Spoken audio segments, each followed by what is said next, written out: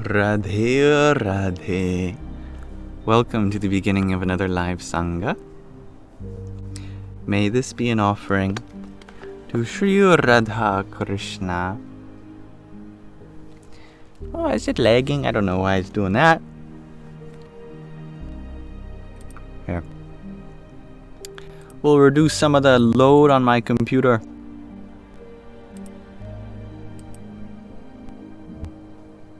Maybe this will be better for it.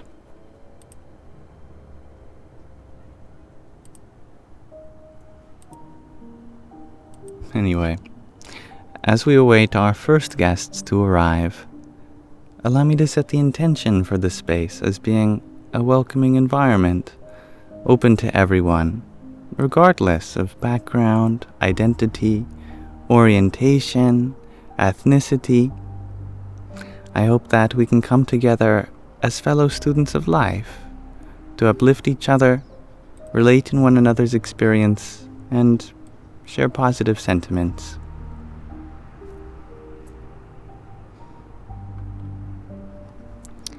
Now I'm just checking some of my audio settings. But hello, Kimmy. Hello, Piri. Welcome.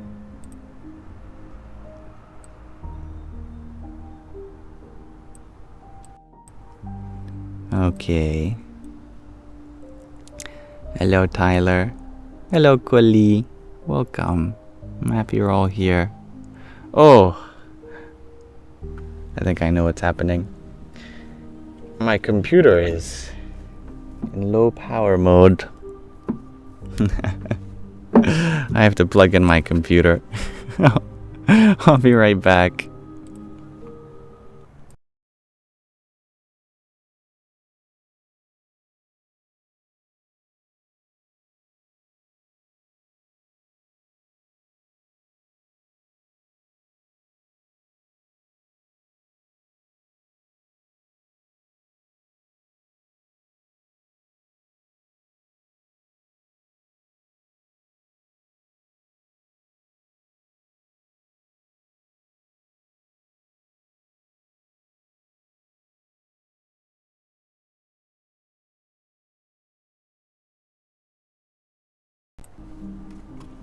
Okay.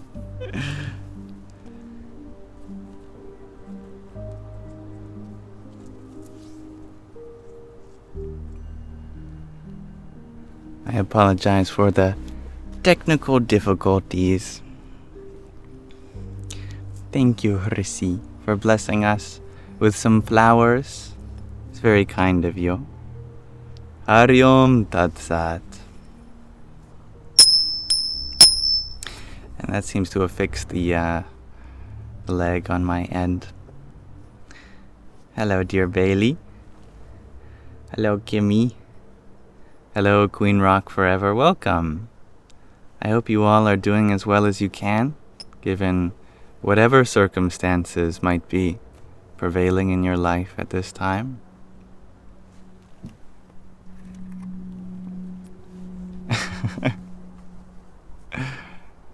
You can call me whatever you feel like.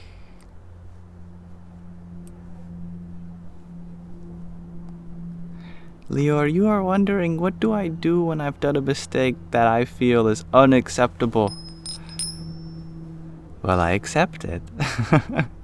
Because we can't change the past, but we can change the future. And we do so by making a difference in the present. The only thing we can do about the past, our past actions, is forgive them. That's all we have the capacity for. As long as your heart is still beating, as long as you are allowed to be here in this world, then you have an ability to make amends for it. As long as you are learning and growing in your experience, then that's enough.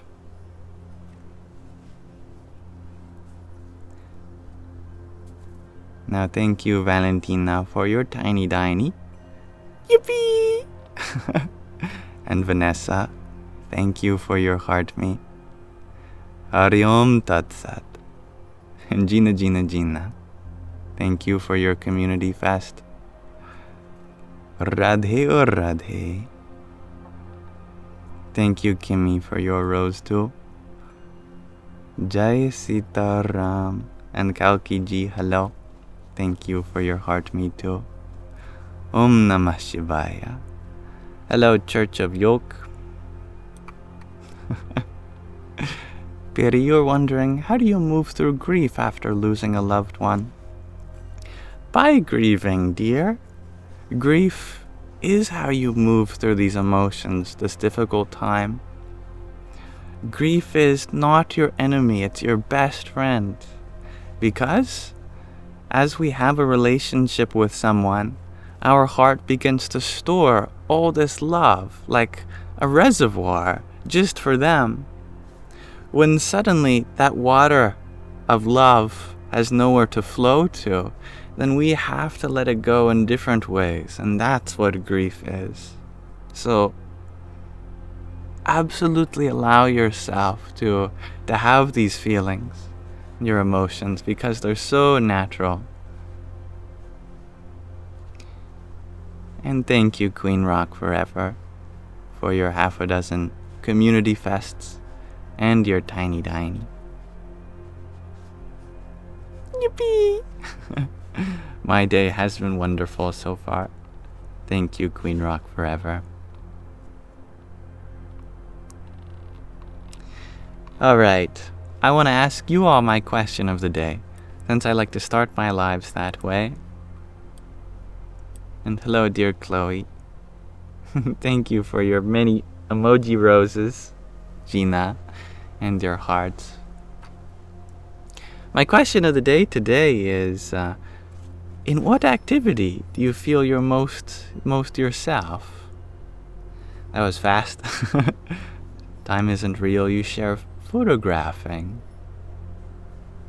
Yeah, I like that. Good answer.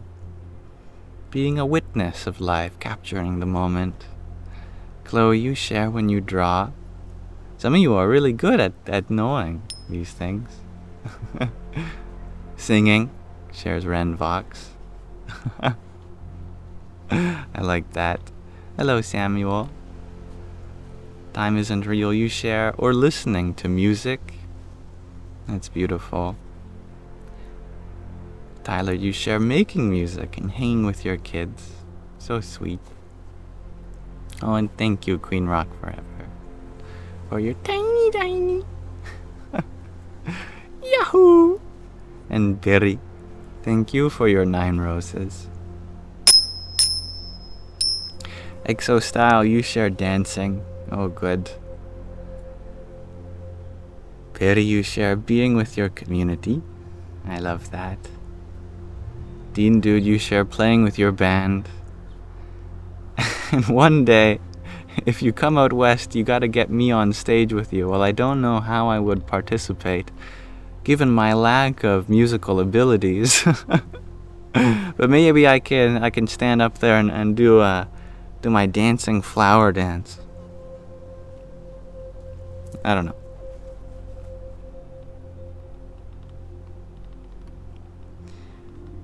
Gina, you share dance, singing, and playing volleyball. I love that you are active. Hello, Sheila. Sun is shining indeed. I'm on the west coast of Canada. Alley Cat, you like drawing. Vanessa, you share sharing your thoughts with your best friend. That's sweet. Time isn't real, you're wondering what's my favorite activity? To be honest, doing live streams at the moment. I just love connecting with you all. It's so wonderful that we have so many people from around the world, and that people share all these different parts of their lives with me. I really feel part of a greater community when I do this, and it helps me to be of help to other people. And thank you, John, for your tiny dimes.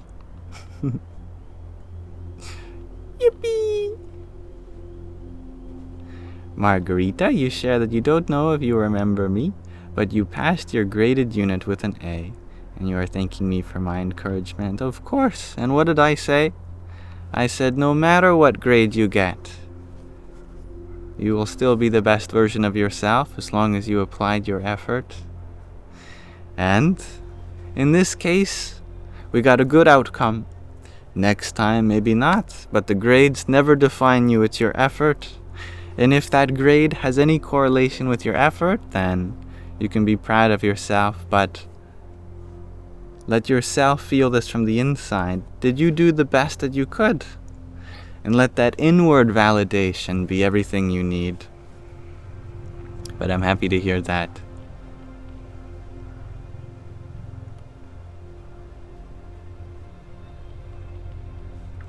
Hello, Sikira. You share that your activity is dancing and cooking. Good. I love those things. I'm happy to hear that. Hello, Anna.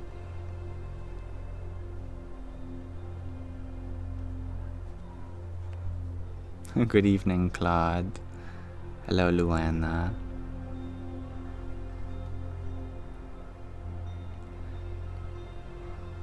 D1 Aster, you said that when you play football, you feel like you're going to become yourself, but since it's so rare, you'll never be. I don't know if that was the end of the sentence right there, but I trust that you don't have to wait to become yourself when you already are yourself. And whatever you shall become, that will be you too. Gully, you share whatever happens to be your current hyper-focus. Yeah, I relate with that. Okay, thank you everyone for exploring this question of the day with me today. I saw an important question was asked from Luana, I believe, which was, from where does violence come from? Well, psychologists today tell us that violence or aggression seems to be within every animal, and it's a survival mechanism, and it can be used to uphold our boundaries, our personal boundaries. However, it's a bit of a double-edged sword, because anything that has the ability to uphold your own boundaries can also be used to repress others. It's just the same mechanism. Like anger can be used to protect ourselves, but it can also be used to attack others. And there really isn't any way to have something that can only be used to uphold our boundaries, but not affect others. So we have to be very conscious about these abilities that we have, our own innate aggression, our own innate anger and frustration, that when we are upholding our boundaries, we don't go too far and cross others. However, due to this ignorance of this nature, a lot of us are in survival mode around the world, and because of that survival mode, we're always engaging in these things, and we don't know how to wield them in a safe and effective manner. Such is why there is a lot of pain going around from the actions of fellow human beings. But just as we have the ability to hurt others, we also have the ability to heal others. It all depends on our perspective, our word choices, and how we wish to engage in the world. And the more we become healers instead of hurters, I don't even know if that's a word, a herder, someone who invokes harm, then we are being a role model for others.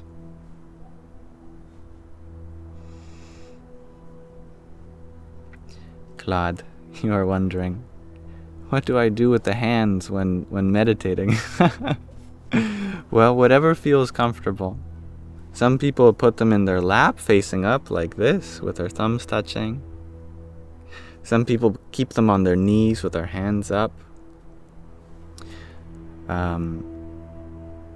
Other people hug a pillow. They put a pillow in their lap and they just hug that.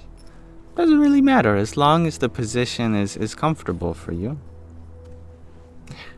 There is a tantric tradition which involves very precise different ways of holding our fingers, but without a proper tantric teacher, just whatever is most comfortable for you. You could also have your hands on a pillow too.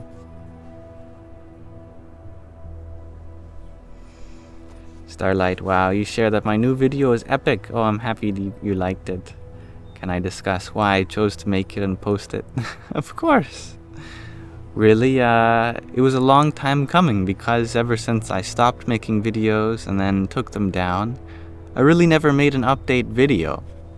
You know, I have a frequently asked questions page in the link tree in my bio, and I always am happy to talk about it here too, but I think a video was needed to really, signal the change of an era.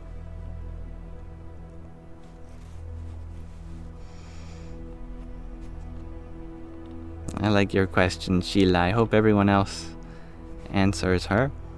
How long do you feel yourself complete or in peace with yourself? Now, I would like to also do a short reading, since I like to start our lives with a reading.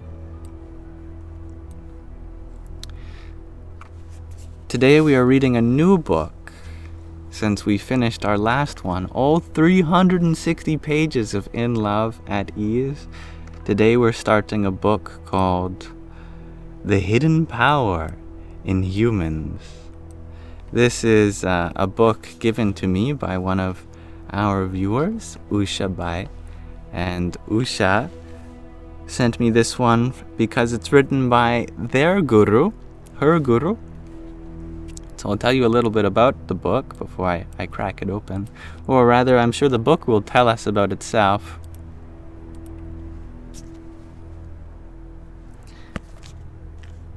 Thus, this book is titled The Hidden Power in Humans, subtitle Chakras and Kundalini, which is something us Westerners seem to be obsessed with. It is written by Paramahans Swami Maheshwarananda. He has many wonderful titles. I think currently he goes by Vishwar Guruji. Let's read the back of the book to tell us what it's about. This current work by Paramahans Swami Maheshwarananda, the author of the internationally recognized and practiced system Yoga in Daily Life, contains a comprehensive overview and insight into the workings of the energy centers found within us and the dormant powers that influence our destiny. It shows that these are not to be sought externally, but are to be discovered within. The book not only imparts theoretical knowledge, but, more importantly, guides us towards recognition of the divine truth. If the instructions given are followed, the way to liberation from the cycle of rebirth and death unfolds before us.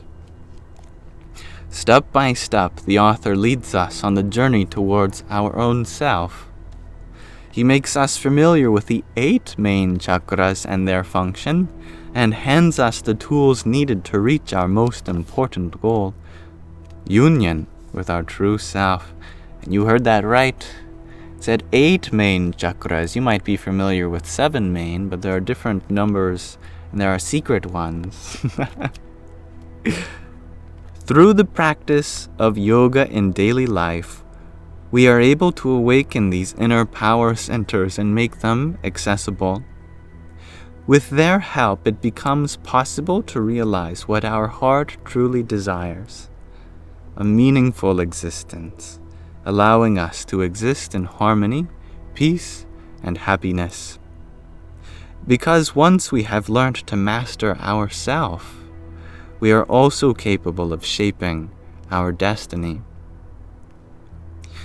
An exceptional feature of this current chakra book is that it also includes a description of the very little known or talked about Bindu Chakra, which is one of the most mysterious and remarkable energy centers within humans. People very often dream about discovering the so-called fountain of eternal youth. This fountain of youth, vitality and health can be found in the Bindu Chakra. And through special exercises, it can be made to flow. This book will certainly find its way to those for whom it was destined. May it be a source of knowledge, realization, and wisdom for all. And there's a lovely picture of Usha's guru. He looks very happy, looks very much like a guru.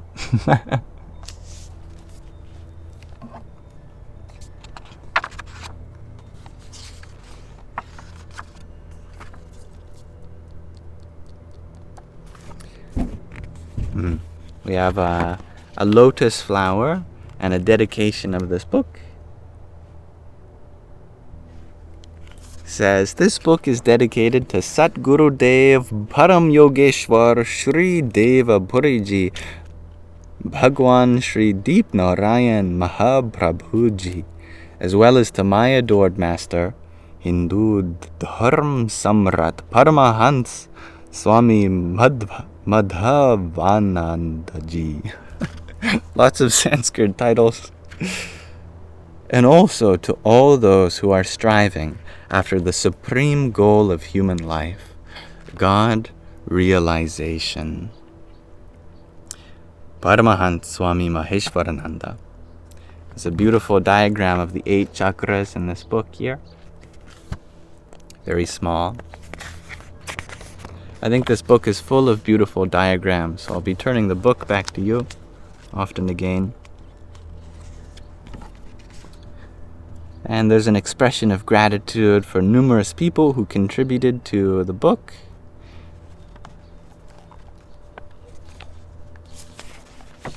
Let's start with the foreword. Since time immemorial, humans have asked the question, what is the purpose of life?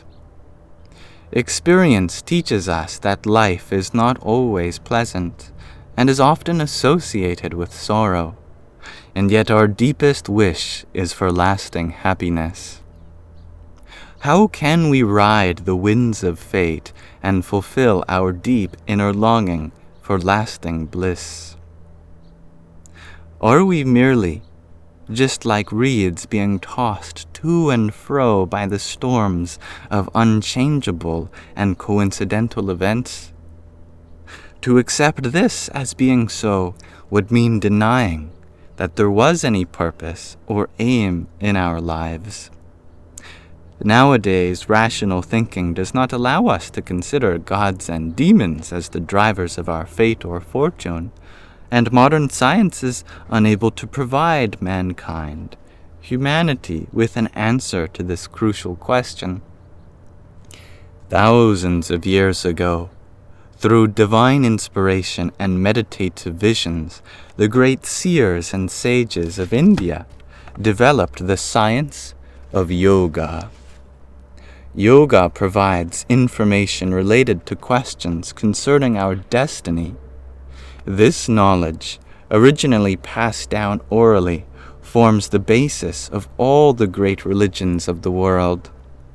The uniqueness of the yoga teachings is that they actually provide practical methods of deliverance, rather than merely giving theoretical knowledge. The basic principles are threefold. That we ourselves are responsible for our fate and happiness in life. That within us lies the ability to free ourselves from the sorrows of life. And that the lasting happiness is only found in union with the Divine Self. The world perceived by the senses is only a very small part of the spectrum of our consciousness.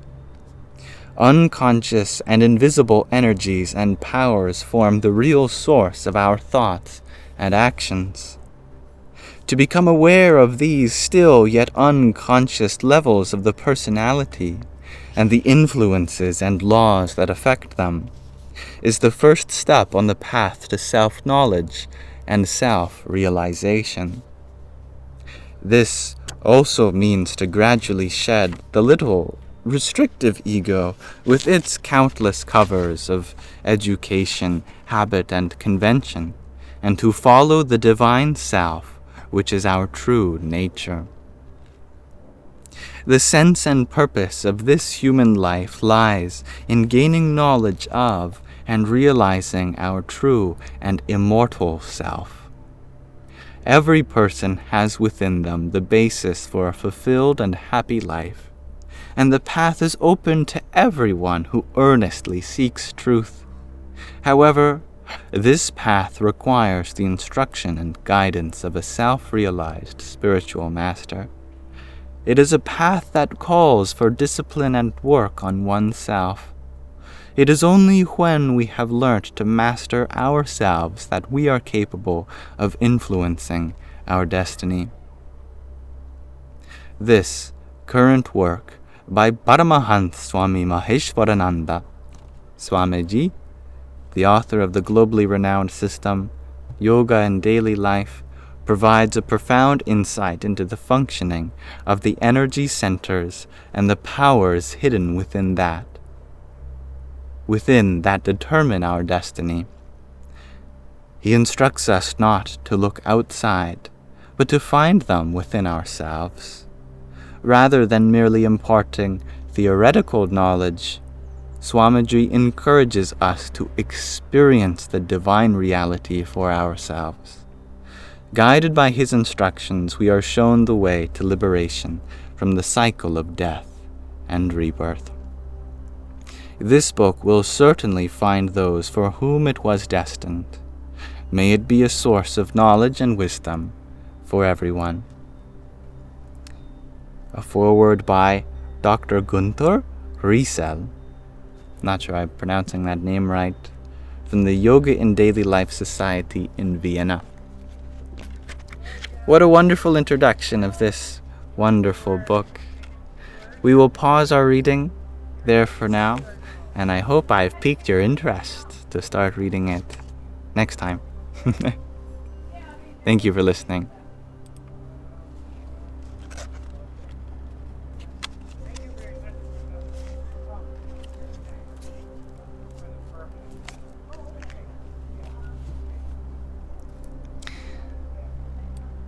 Oh, and welcome, dear Ushabai. Thank you for sending this book, and thank you for your heart me and flowers. Om Namah Shivaya. Now we can really open our Sangha to discuss whatever is on your hearts and minds. And thank you, Roxy, for your heart me. Hare Krishna. And Isabella, thank you for your rose. And thank you, Hybrid Jen, for your rosa too. Radhe, Radhe. I am doing well. Thank you, Zoe. Hello, nice to see you. Hello, dear Priscilla. Hello, Mr. Mate. Guten Morgen. Hybrid Jen, you shared that your Rumi poem book just got there. Oh, I'm so happy to hear that. I love Rumi, and I'm glad you've been enjoying the Rumi poetry that we've been sharing so far. And hello, dear Mermander.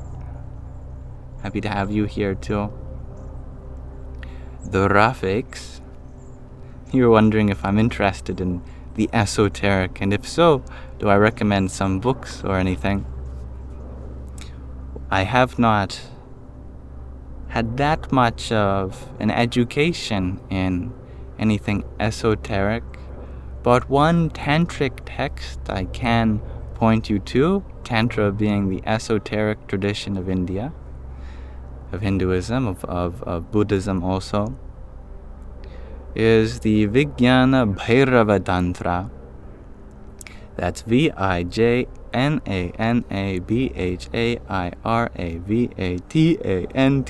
Bhairava Vijnana Bhairava Tantra.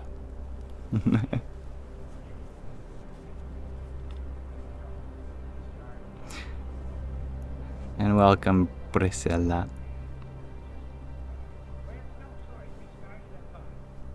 I hope you all are doing as well as you can in this moment.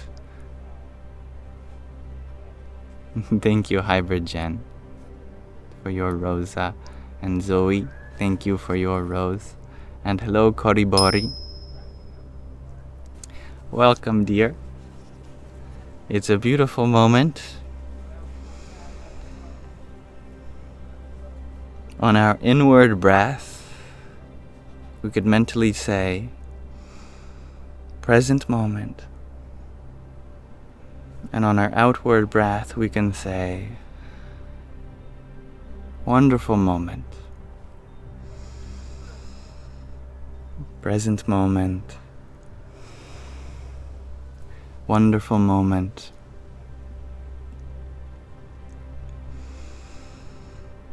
Present moment. Wonderful moment. Queen Rock Forever, you share that when you told your sister-in-law, think positive and positive things will come, she just laughed at it. She lacks faith. And that's not her fault. Most people don't realize the science of thought and how much our thoughts influence our reality. Don't let her laughter get you down. You can see for yourself that positive thoughts will bring positive change. If she is not willing to realize this, then that's just where she is in her journey, and you have done the best that you can as a sister-in-law to help her in the way that you feel like she would be helped. But not everyone is ready to take accountability for their own unhappiness. They would prefer to blame external circumstance rather than realize the source of misery and joy, both within ourselves.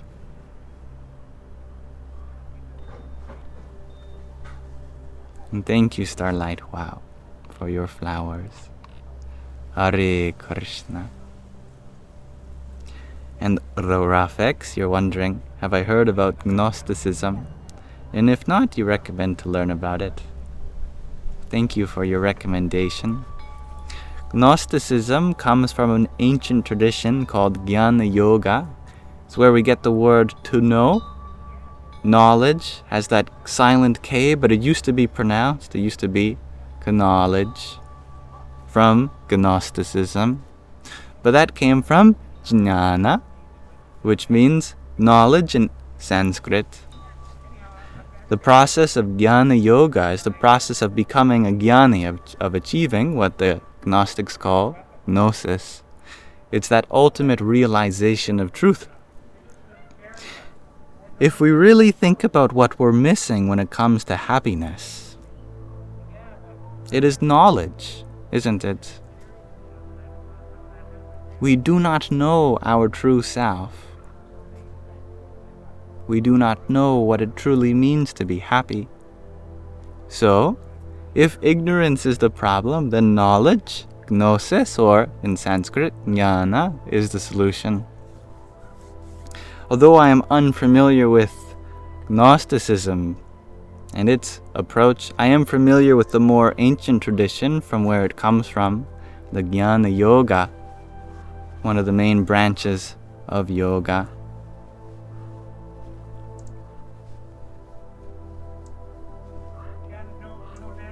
And thank you, Dandi, for your balloons. Om Namo Bhagavate Vasudevaya.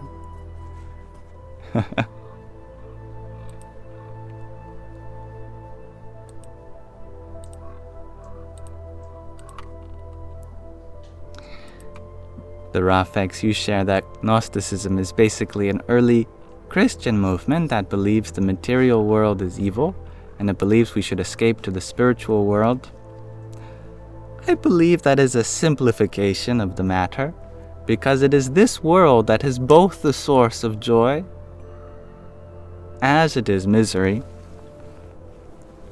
There are two things happening. There are the material objects, and there is the spiritual subject, and they are part of the same reality as object and subject. The objective world includes the things of matter, includes the people and places and thoughts and emotions and feelings. But the spirit is beyond all objects because it's the witness of them. It's a categorically different phenomenon because it's the subject to whom these occurrences appear. This consciousness you could call as the spiritual plane of reality, just like how the movie screen is distinct from the movie that appears on it. Gnosis, this knowledge of realizing your true self to be distinct from the material reality, is what eliminates the suffering associated with the identification of the material, including our body or our material possessions. Thus, the path to transcendence through knowledge is becoming experientiable of this fact, that there is a fundamental distinction between your true nature as Atman, as the undivided consciousness, and that which is experienced to your Atman as the material world of forms, places, and things. That is not to say we have to escape the material world, as it is change our relationship with it. Right now, we feel like we are defined by the material world. Thus, we lack knowledge of our true self. The path of Jnana Yoga goes to remedy this and fill in the missing gaps of our true self. And hello, Ro. Hello, Jacqueline. Hello, dear Sky Guardian. Thank you, dear Hybrid Jen, for your 3 roses.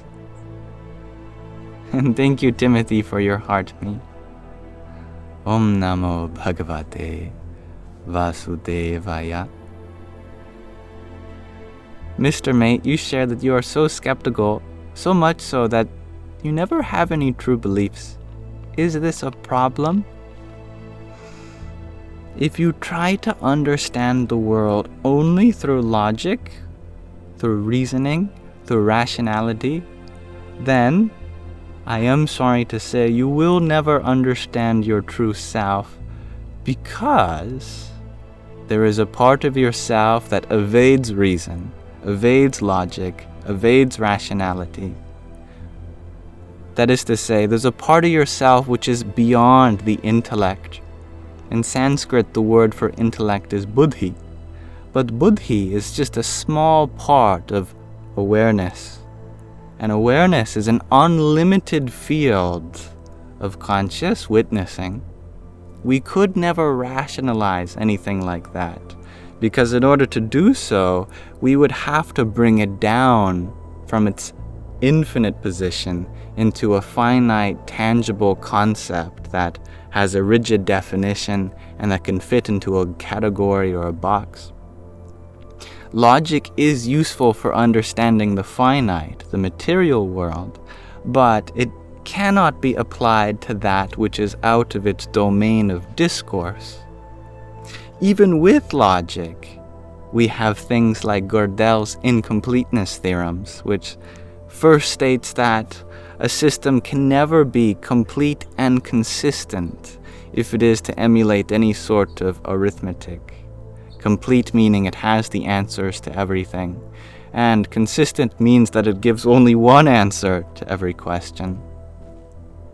So according to Gödel's first incompleteness theorem, we must understand that if we were to use a fully fledged system of logic to understanding the universe, then we will either be incomplete in our understanding or inconsistent. This is a proven fact with logic. Logic has proved its own limitation, you could say. And the second incompleteness theorem is also applicable here, which proves that no system can prove its own consistency. It's very interesting, which means that we could make lots of deductions, we could make lots of conclusions with logic, but we can never be sure about them because logic can never verify itself. That's the second incompleteness theorem. So if we want a kind of direct realization of truth, then indeed at some point we will have to drop our sieving of reality through a totally analytical lens and open ourselves up to something a little bit more. Have to drop our sieving of reality through a totally analytical lens and open ourselves up to something. Have to drop our sieving of reality through a totally analytical lens and open ourselves up to something a little bit more. Now it seems my internet disconnected me for a moment.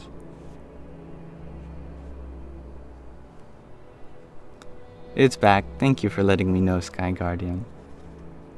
Anyway, suffice to say that that logic can prove its own limitations. Skepticism eventually becomes skeptical of itself. You don't have to worry about this. I believe it's a natural evolution of rejecting sources of truth until you reject your own rejection. It's like we can begin to question the world, and then we can question our questioning.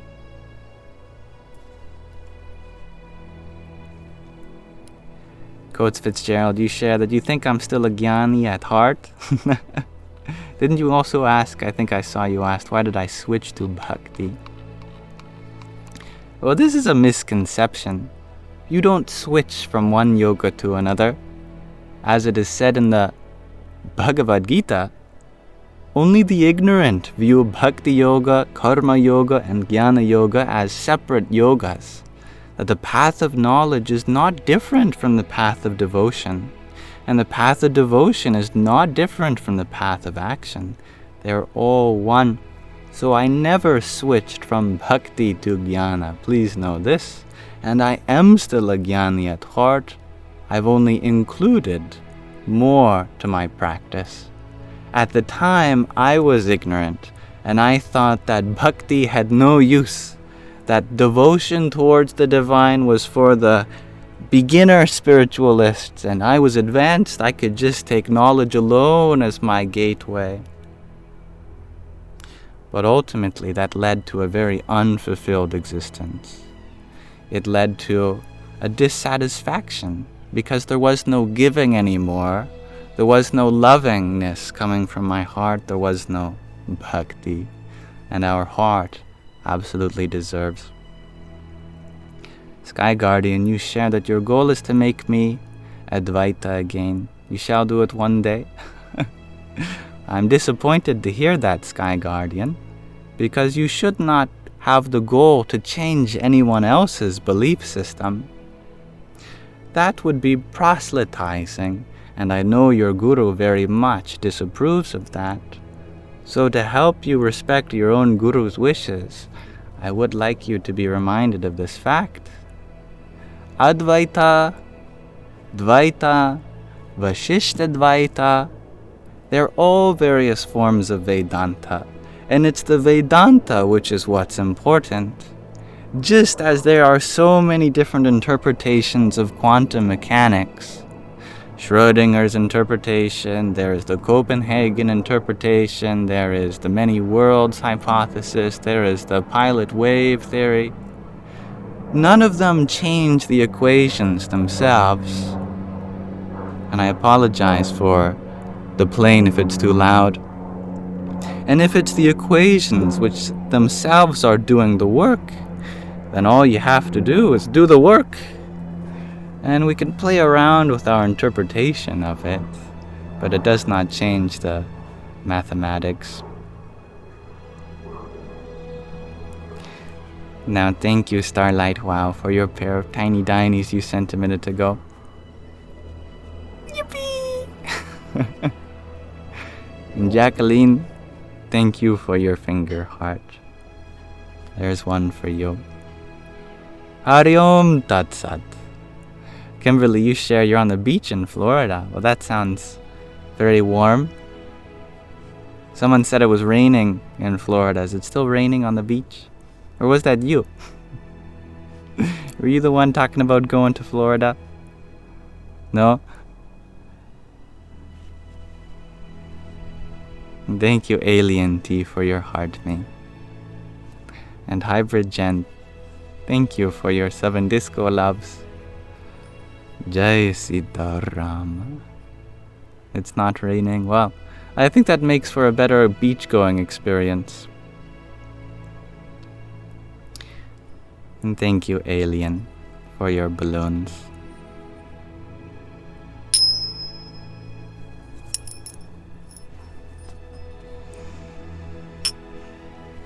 You have thunderstorms there where 31 planes of existence is. Mother Earth is expressing her power. Sometimes we feel like we're in charge of this place. And then Mother Earth just sends one storm, humbles us all, an earthquake, a volcano eruption. We go, oh, okay, Mother Earth, we really know nothing at all.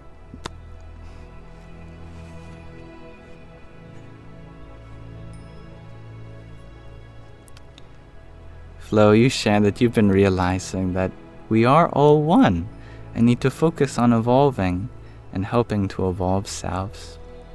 I love that. And the best way we can help others to evolve is just to evolve ourselves.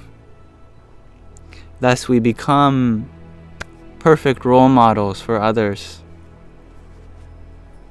I love that for you. Hello, Alyssa. Much love to you. Starlight Wow, you're wondering, why doesn't provocation change people's views? Because it activates people's fight or flight response. And when people are in defense mode, they might momentarily agree with you just to get out of the situation, you know? Just so you're no longer in the line of fire.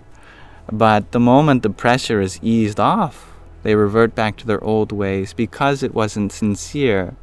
It wasn't genuine. People put up their walls. They throw up their defenses when you try to provoke them. Such is why I never say things like, wake up, sheeple, you know, you're believing in lies.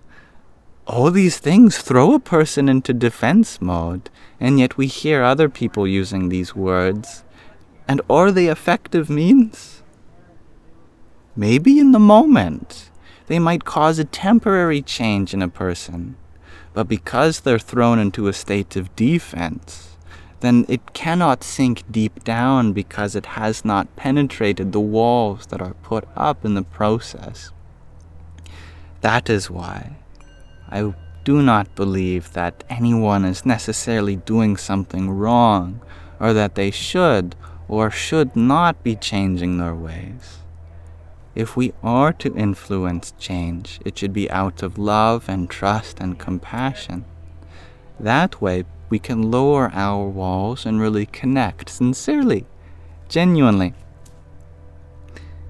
If you're allowed to be vulnerable with a person that inspires you, then inspiration can really take hold. Yeah, I like that, Vanessa. It's like throwing the seed instead of planting it with love. Or you could say it's like putting a seed in a gun and just shooting the soil with seeds. I guess you're planting the seeds and maybe they'll grow. But if it grows, it's more of good luck than anything you've done. You know? But if we take the time to get on our knees and nourish the soil that we plant our seeds in, we calmly and patiently take out any of the weeds that are there, and we look at the surroundings to see if there's anything that we can do to ensure that this is a safe place for the seed to grow. Oh, you have a beautiful time. Now it'll really be effective.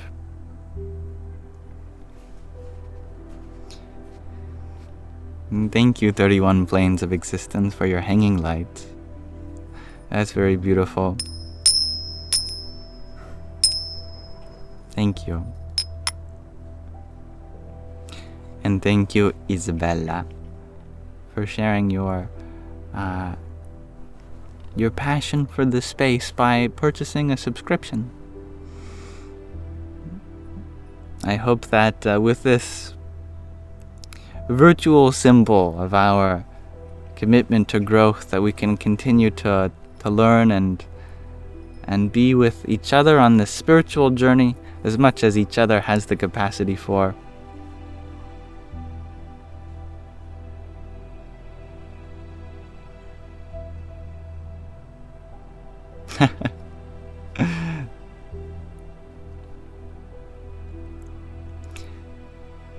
D1 Aster, you share.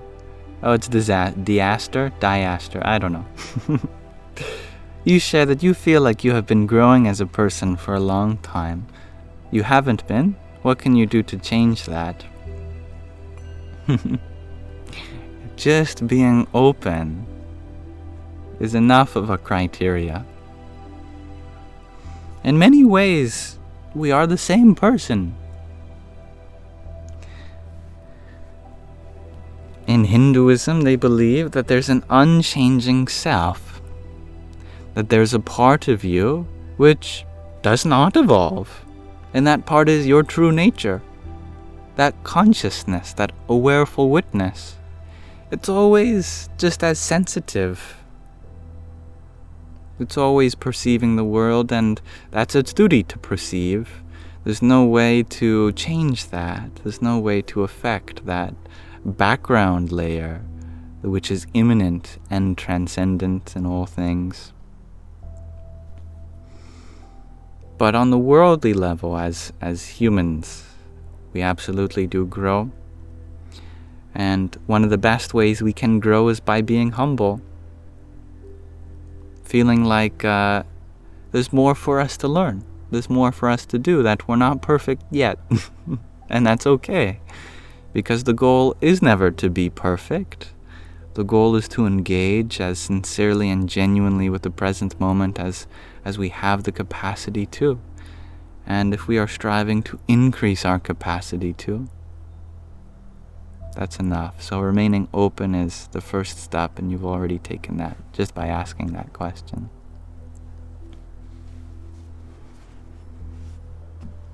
Thank you, Savannah, for your heart meet.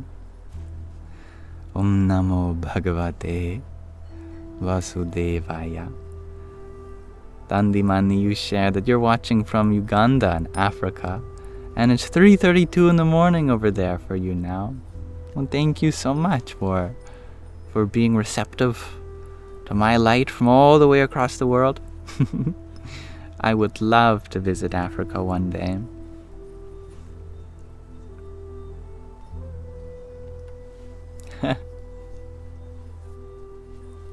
And I love that flow. In a way, though, we are perfect. The odds of being alive is astronomical. We are a miracle. That's pretty perfect, isn't it?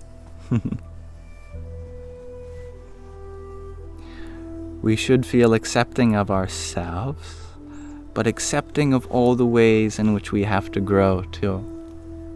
We are perfect in our imperfections.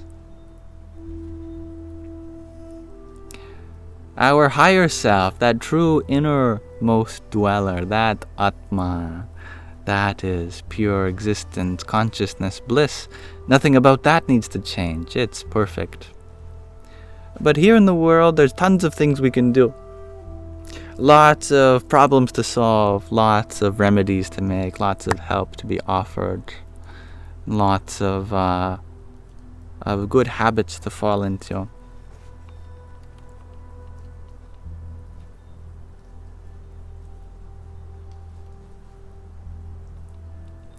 Heidi, you are wondering, when is my trip to India? Isn't that where I'm going? That's right. I don't know yet, because I still don't know where I would be accepted. Where I would really love to go on a little bit of a pilgrimage, and I'd love to do some studying, visit temples, participate in satsang. It's not easy to plan a trip from the other side of the world when you've never been there before, but I have been talking to some people, and maybe I could go with them. I'll keep you all updated.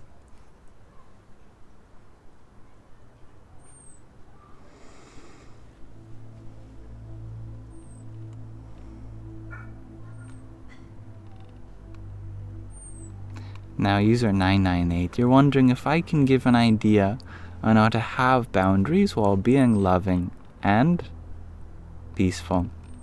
Absolutely. If someone is asking too much of you, you could say, I can't do this for you right now. And a better time would work for me, because I would be able to give you more of my attention, more of my help right now. That you don't want me to help you right now because it'll only be this much, and my energy resources, they're dwindling. I need to help myself so that I can help you at a more appropriate time. That's an example. It's funny. We have a culture where we're not taught at all how to set boundaries. So we either have no boundaries and we're so vulnerable that we end up getting hurt, or we get really mad and set up all these boundaries and end up hurting others. It's tough to find a nice balance where we can be both loving and open, but also set clear boundaries of where our needs are and where others are. Remember that a boundary is just as much for you as it is for them also. That it's about improving the relationship, not about restricting or limiting it. Healthy boundaries are there to make a relationship more fruitful.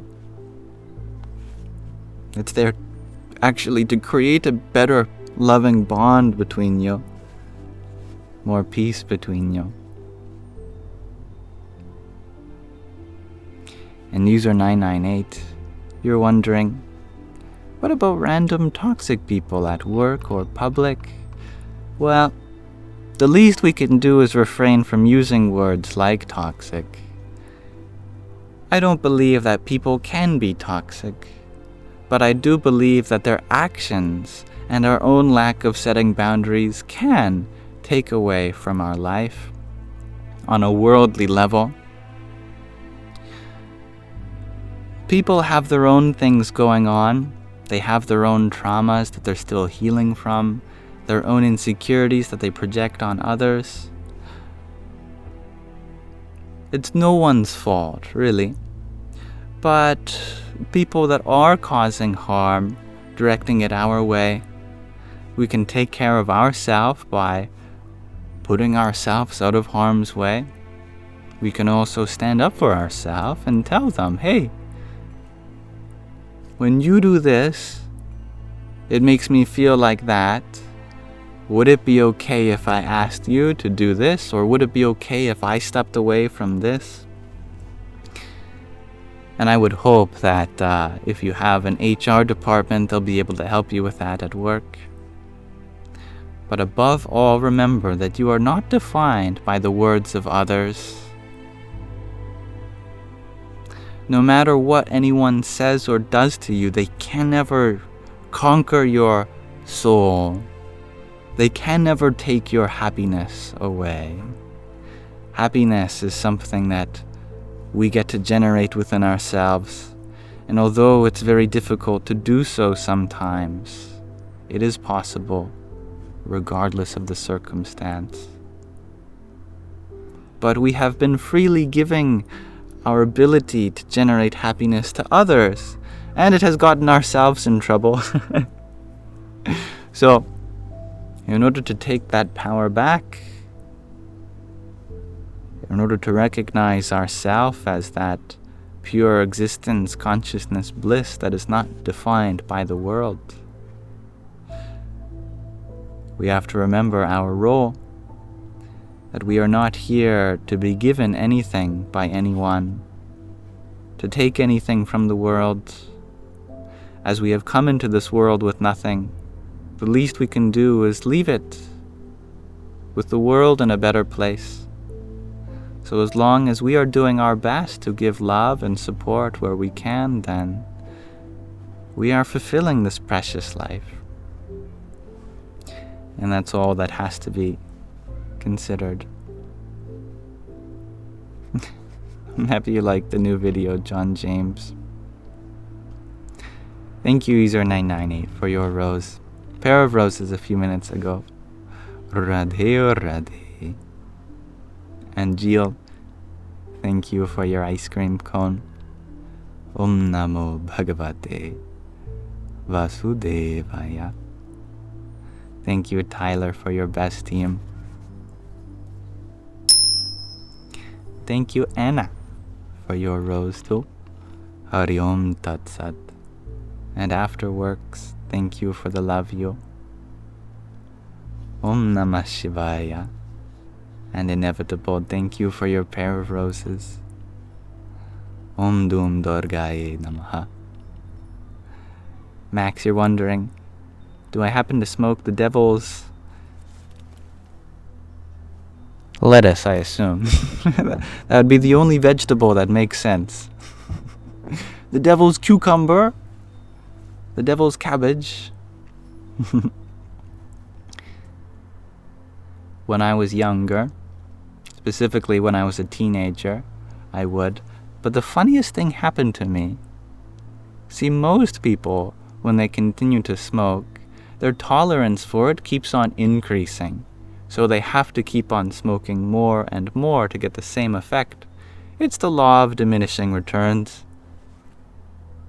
For me, I became increasingly sensitive to its psychoactive components.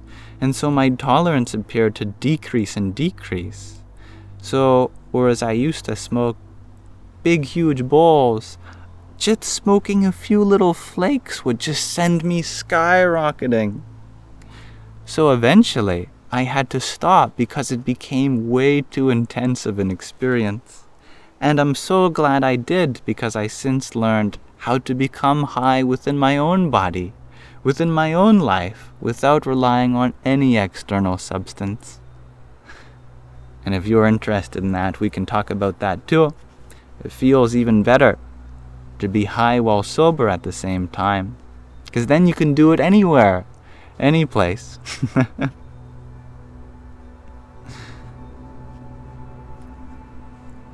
And same story with alcohol.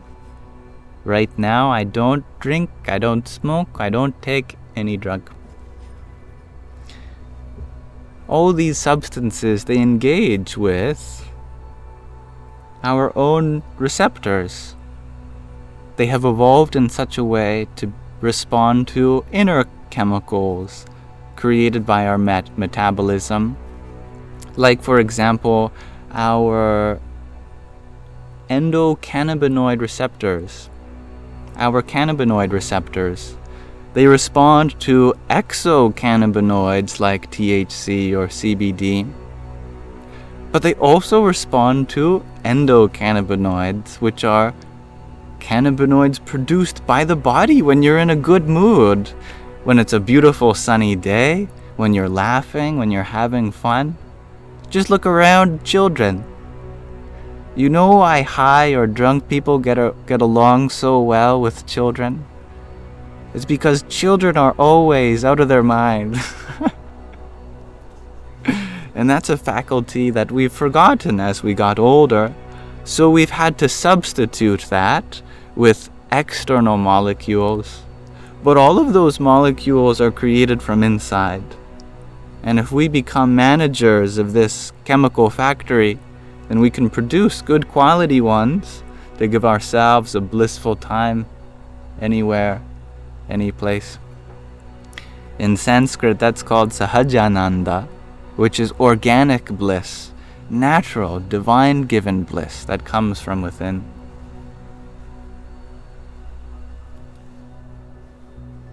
And thank you, dear Shakira, for your heart me. Hari Om Tat Sat. And user 998, thank you for your rose. Hello, Michael. It's Farmer Yam. And thank you, Michael, for your heart me and rose too.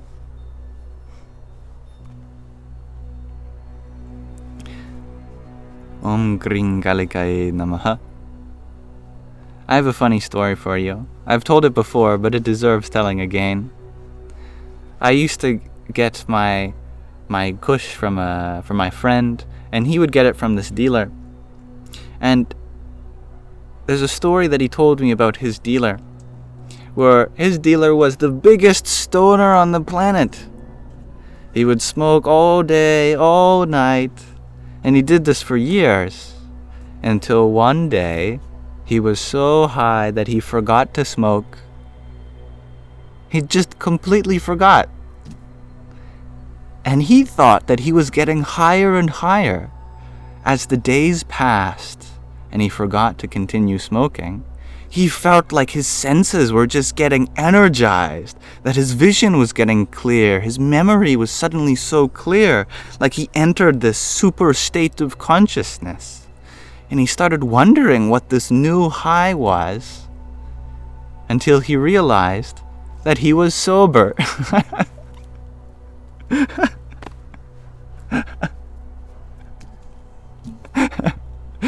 He had been high for so long that he forgot just how high of a conscious state being sober is.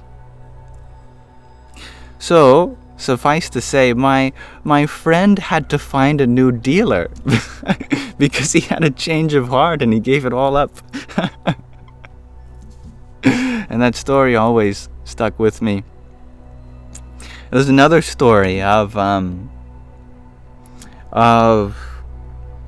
that I heard.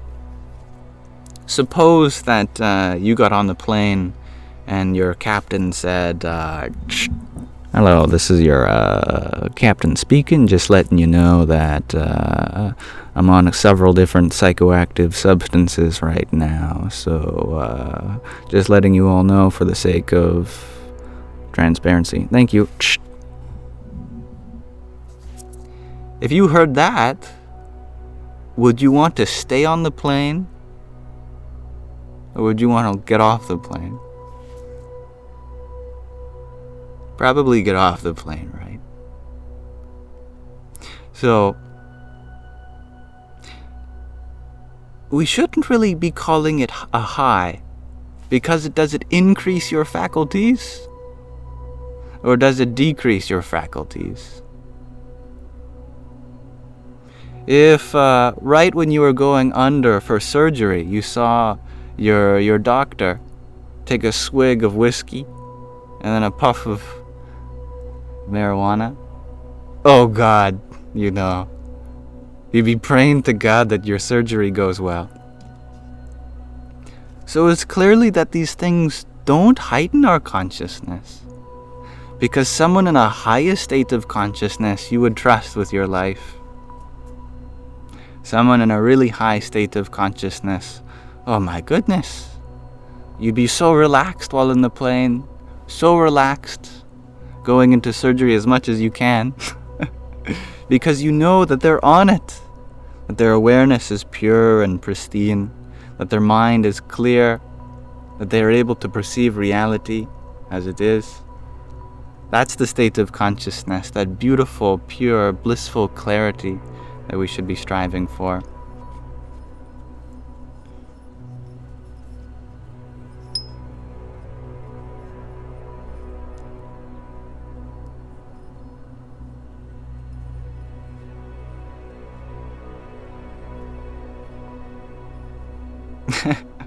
Flo, you asked an interesting question. If I knew the pilot would have a safe but mysterious flight, would I still go? A safe but mysterious flight. Well, that could mean many things.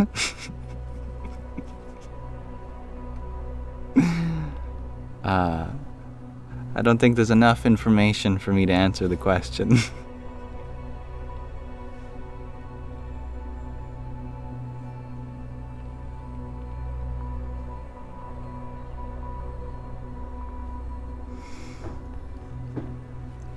John James, you're wondering if I have thoughts on this quote?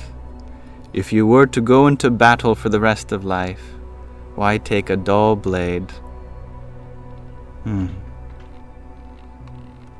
Some people suffer because their mind is so sharp that they're able to penetrate into such deep feelings that they end up slicing and dicing their own heart due to such a sharp mind.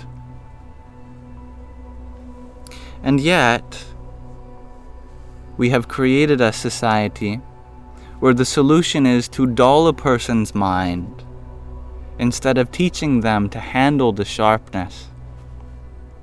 Like a chef. If someone keeps cutting themselves because they have a sharp knife, in order for the kitchen to cook beautiful meals, just proper training is in order, that's all. Whoever the person is that keeps dropping the knife, accidentally cutting themselves with it, it's not that they need a safety knife. It's that they need proper training, how to hold it, how to balance it, how to chop, how to slice and dice properly, effectively. That's all. It sounds simple when we put it like this, but yet, someone with a really sensitive mind, we say, oh, you need medication, or we self-medicate in order to dull the sharpness of our mind. That way we don't end up cutting ourselves with it. The bliss of ignorance, now that my state of consciousness has been lowered down to here, how can I be anxious? How can I be depressed if my thinking faculties have diminished to this point? This is the nature of modern medicine, modern psychiatry, is that instead of teaching people how to handle their sensitivities, we try to decrease their sensitivity. This is not the way. It's just not.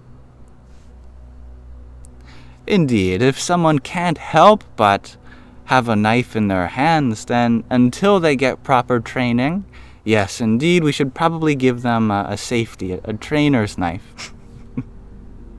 But that's a temporary solution to a permanent problem.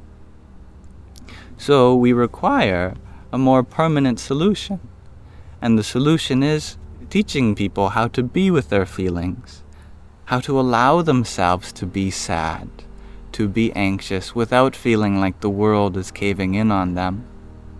That you're allowed to have such deep sensitivity to life and the elements. This is beautiful. It's a kind of sharp intellect, a sharp mind, where you're able to perceive such subtle and precise experiences. That's a beautiful moment. That's what many people since ancient times have been striving for. They've been striving for this heightened sensitivity to life. But we become overstimulated when we have an unsteady intellect managing these thoughts and feelings and emotions. If we can just center ourselves, then you can be as sensitive as you want without feeling overwhelmed by it. You could perceive the thoughts of everyone in the world, all the pain, all the joy. You could immediately feel all the emotions of everyone around you. You could see 1,000,000 more colors than you're used to and hear 1,000 times further. But if you are centered in yourself, There is no problem with this sensitivity. So as a society, we have to come to this understanding that sensitivity is not the problem. It is okay to be sensitive. The problem is we don't know how to allow or accommodate this sensitivity and be with it.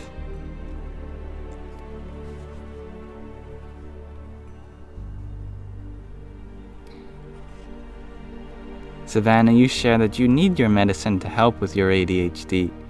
You have a really hard time with your thoughts without it. If I may correct that, you have a hard time given your expected responsibilities in this society. There's a beautiful way to be with your mind just as it is, but it does not fit in well with society. The society is what's causing you from feeling like you have to adapt because the society does not adapt to you.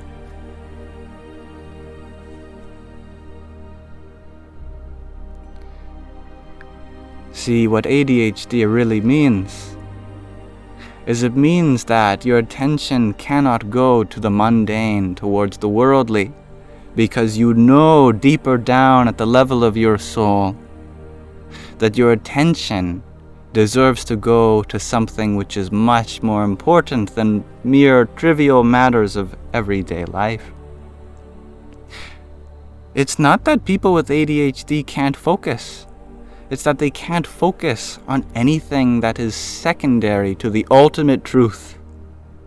If you start speaking about the ultimate truth to someone with ADHD, they'll be even more attentive than those without it. When you speak to their heart, when you speak to the deepest meaning and purpose of their being, they're there. And that's a beautiful way to be.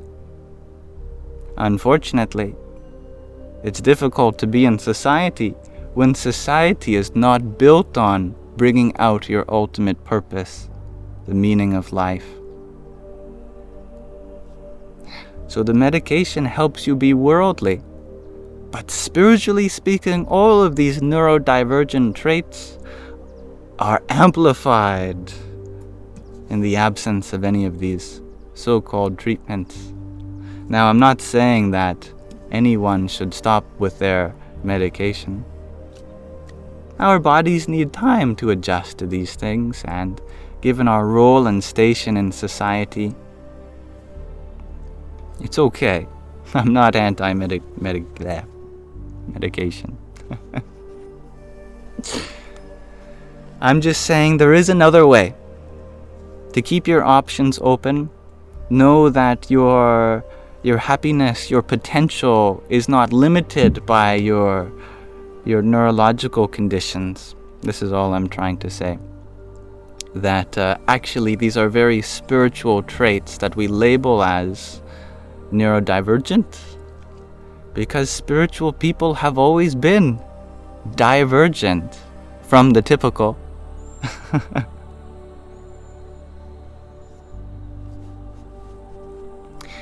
Anyway, I will always be a voice for the neurodivergent. Thank you, Savannah, for your tiny you sent a few minutes ago. Yippee!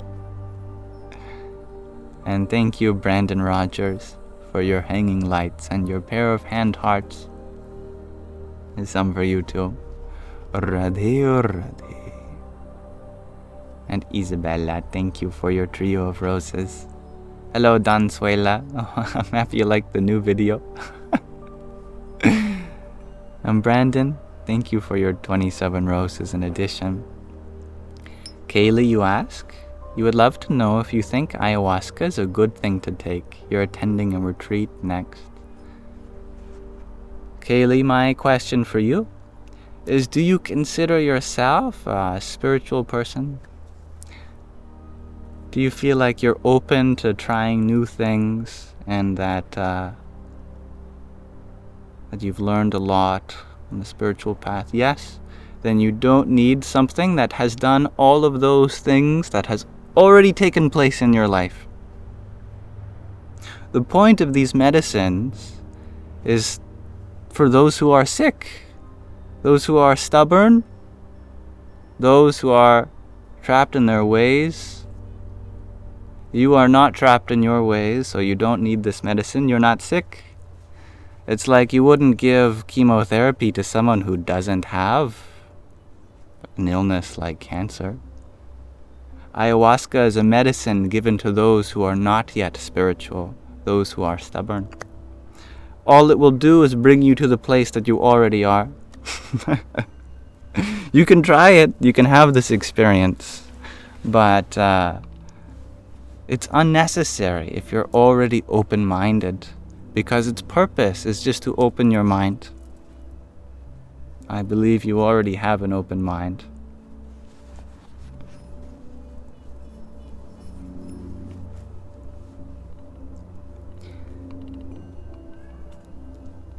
But be careful with the terms like, I need this, because it implies that you're searching for an answer that's not already within your experience. When we're looking for experiences on the spiritual path, then that means we must not be fully accepting of this one right here. You don't need anything to be your true self. That's what it means to be your true self. It means that you are that which is not defined by any external circumstance. No experience can tell you who you are, because you are that being which is having all of these experiences.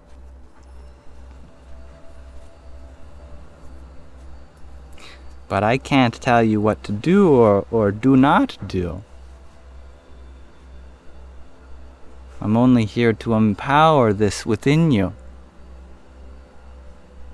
I really do believe that if you understand this point, you will have the entirety of an experience like this, just with the right perspective. No need to spend money on anything. No need to subject your body to all these chemicals. Just being as you are is enough to realize your full potential.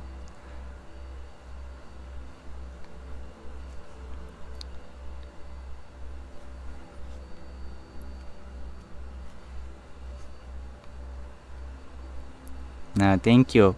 I think I learned how to pronounce your name. I spent a good few minutes looking different pronunciations for your name. Hanaki. Hanaki. That is the pronunciation that I came to. I told you last time that the first thing I do after the end of my life is that I would learn how to pronounce your name. You can tell me, is Hanaki the right pronunciation? But thank you for your team bracelet and your rose. Radhe Radhe. And pivotal intent, thank you for your rose. Hari Om Tat Sat. Thank you, Tyler, for your rose also. And Didi and I, thank you for your pair of roses. Thank you, Annika's World, for your 9 roses too. Hari Om Tat Sat. And thank you, Banjo Farts, for your heart knee.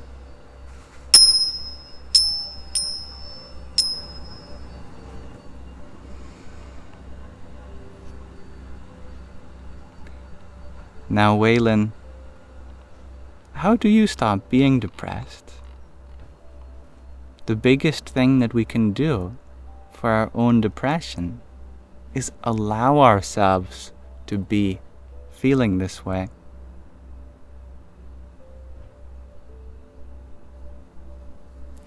And that's not something that many people will tell you. Many people don't understand this themselves. That the cause of misery is not what you're going through, but whether you allow yourself to go through this experience. When you allow sadness to be there, when you allow panic to be there. A beautiful transformation takes place. Most, if not all, of the suffering of depression and anxiety comes from this, that we feel like we should be any different, that we should be happier, that we shouldn't be feeling like this, that we're doing something wrong, and we have to figure out what we can do right.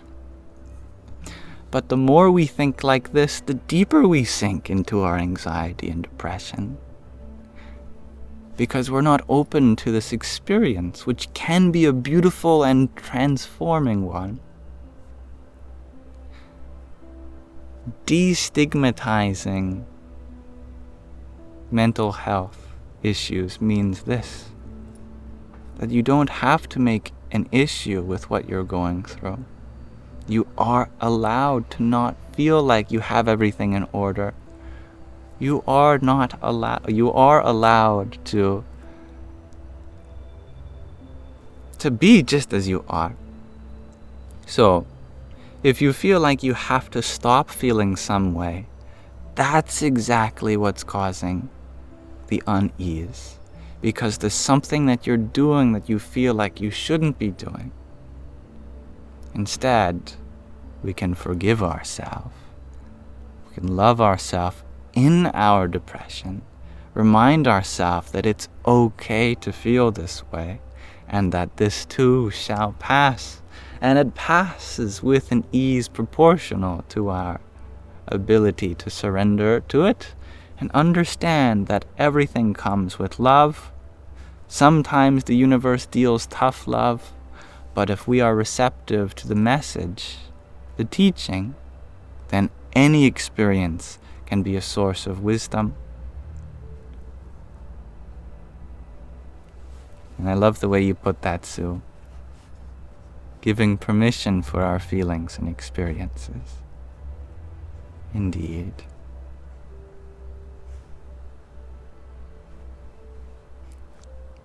Thank you, John F., for your heartmeet. Radhe Radhe.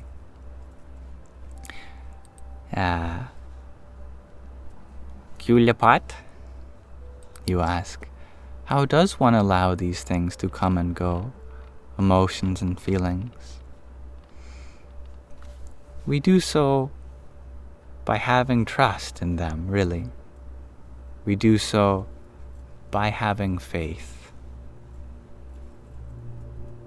that these experiences, these emotions, are allowed to be here because they don't take away from our experience. If you were an alien and I was trying to convince you to have a human experience in your next life, I would tell you this, that don't you want to experience the beauty of all the emotions? The beauty of sadness, the beauty of joy, the beauty of anger, the beauty of fear. All these feelings are part of the human experience. And I think if we embrace them, a lot of our pains go away.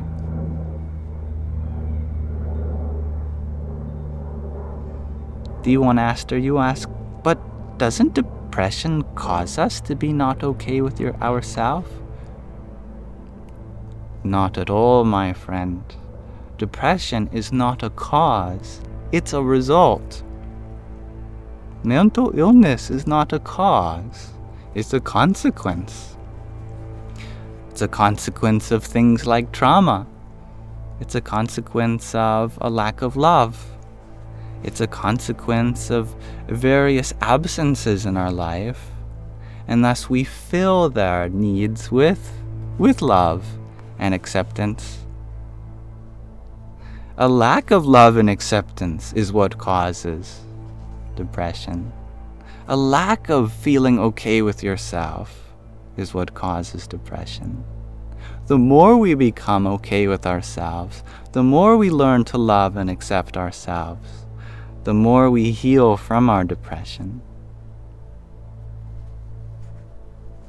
I hope that makes sense.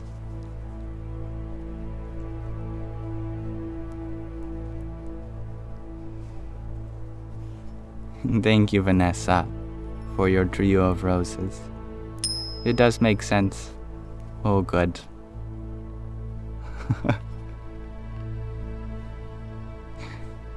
Queen Rock forever. I'm happy to hear that too.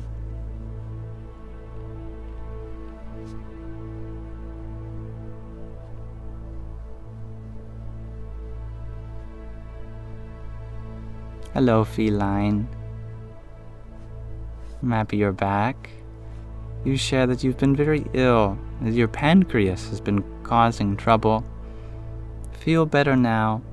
Oh, I'm happy to hear that. I hope that your healing journey goes smoothly for you. And although I can't physically support you, any way in which I mentally can, do let me know. I'm feeling well. Thank you.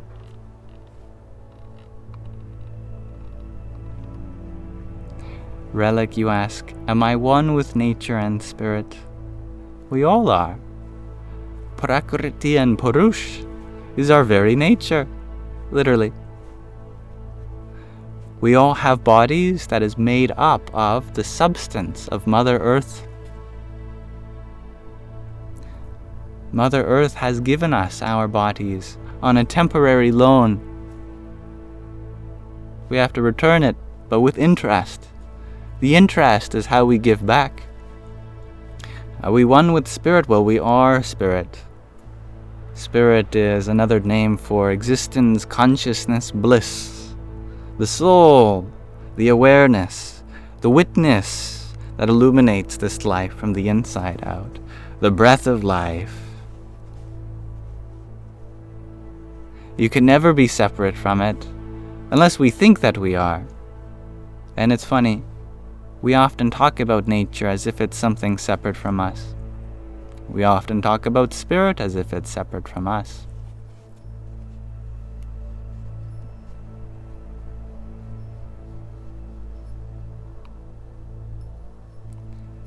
Said, you're wondering, what is my religion? My religion is humanity. Our humanity is what we're shared brethren, siblings in. And our humanity has come up with various traditions around the world, various faiths. I believe that the faith of humanity, in all its different forms, is something worthy of communion in. Humanity is our shared religion. Breath is our uniting prayer. And consciousness is our shared divinity.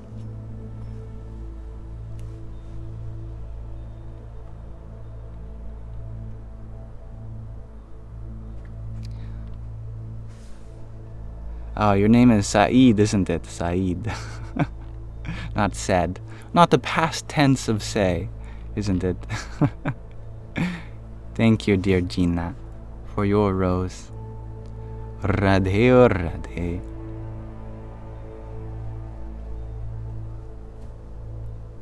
Saeed, you are wondering, what do I know about Islam? I know that it was given to us by the Prophet Muhammad, peace and blessings be upon him. It's one of the many faiths of the world. The message of that prophet was to show that there are so many different forms of the divine. However, they're all just an expression of one true, unlimited potential that we call Allah. And I think that's a beautiful point. Whereas before, in and around Mecca, the Kaaba, it used to be filled with so many different statues of different deities. And this can be beautiful if we realize that there is only one divinity pervading them all, that there is only God, Allah, one non-dual, all-pervading substance, which this whole universe resides in, like ripples on the ocean. So the Prophet took out all the statues and said, "Here, for this land, for this time, let me make things very simple. We will have no forms to distract us from that non-dual source. We will revere that unified divinity without getting distracted by any particular form." And I love that message. And I love the message that has come from all the religions around the world. I believe they all speak to the same point, that we all have come from the same place, and that everything is a part of that one. Thus, in our limited sense, we should strive to serve others and be a functioning part of that one.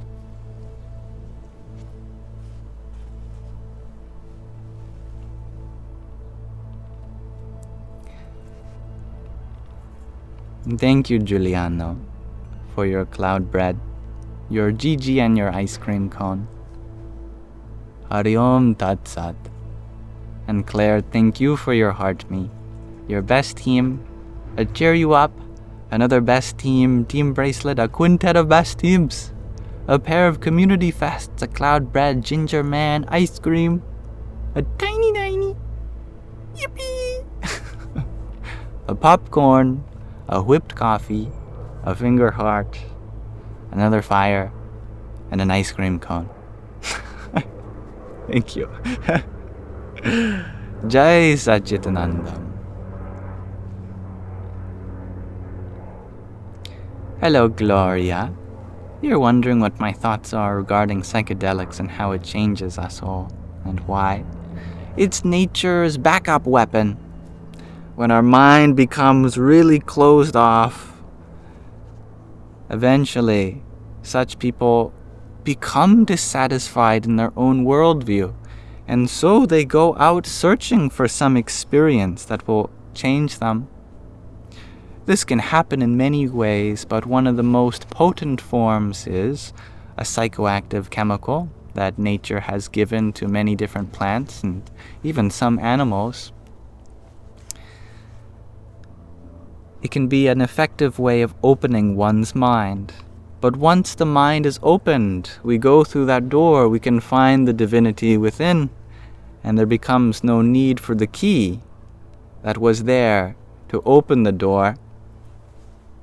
Some people get addicted to opening the door. It's very funny.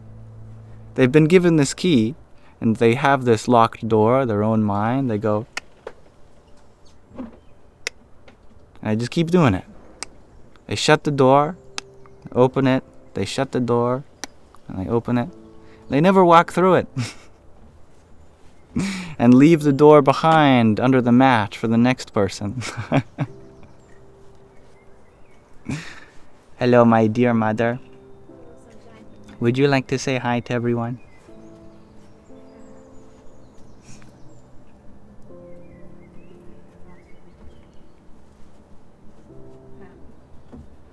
How is everybody today? I think they're doing pretty well overall. Great. I can never figure out how to get into this, to your live. I'm always going the wrong way. With your hat and your hair. Hello, lovely humans. It's lovely to see you. I hope everyone is having a good day and many blessings. And I have some stuff in my brain today, and one of those things is, why do we allow others to kind of pass judgments on us when they don't live our lives? You have the right to change your mind every given moment about your life. It's your life to live. It's a beautiful one. It's such a blessing. There's so many lessons and blessings. Brazil loves me. I love you too, Brazil. Priscilla's from Brazil.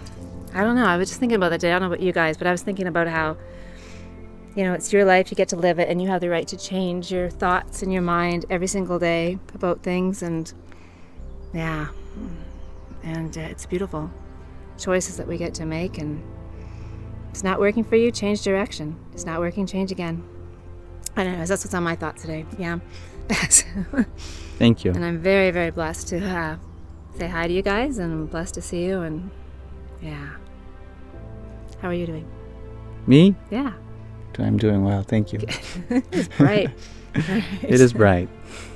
That's why I'm borrowing your sun hat. It looks good on you. Thank you. I get many compliments on it. Well, thank you all. Mama Young, congratulations on raising such a wonderful son. He raised himself. He's a blessing. Thank you. Ling Tina, see the beauty spreads through the generations. Isn't he beautiful? I think so. You're beautiful. Remember that. You're beautiful, and you are worthy of being loved, and you are enough. You are more than enough. And if someone hasn't told you that today, I love you. You're enough. You're gorgeous. Bye. Thank you, yeah. Thank you, Mom.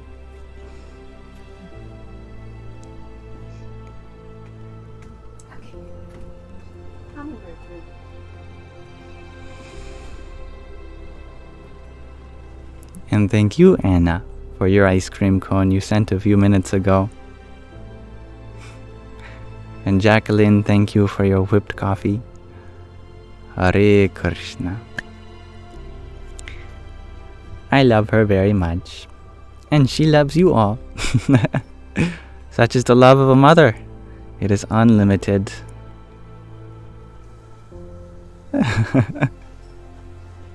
She said, why, yes, I will say hello. That's after she shook her head and then talked herself into it.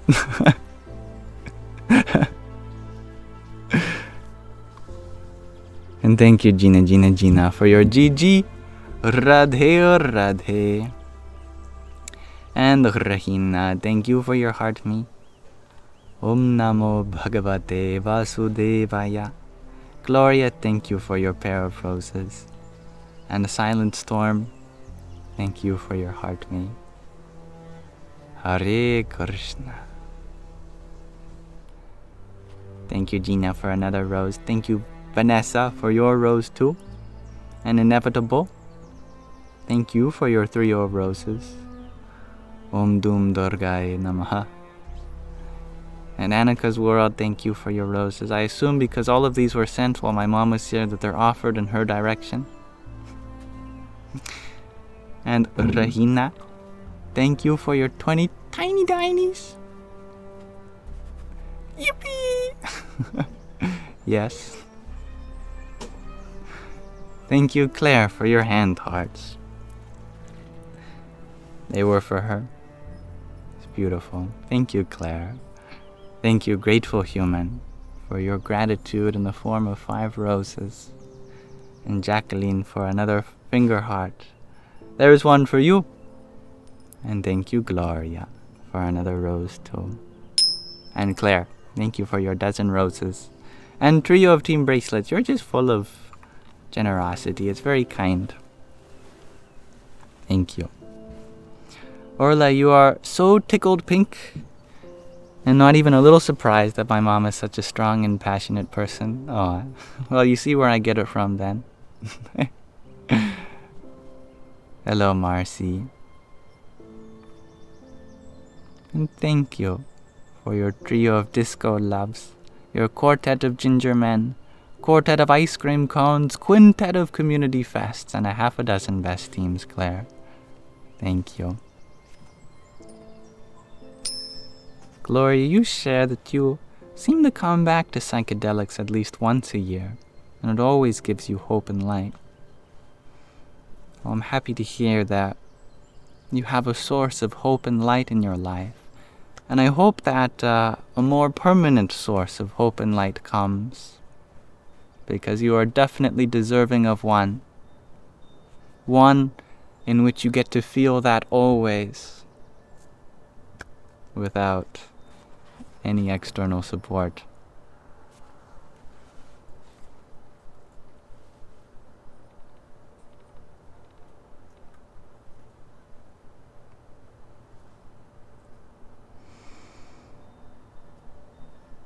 Much love. Now, why don't we read from the pocket Pema Chodron.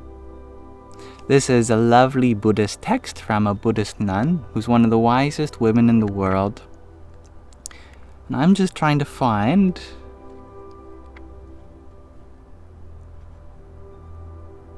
a passage that we have not read together yet. I think some of the hundreds we haven't read yet.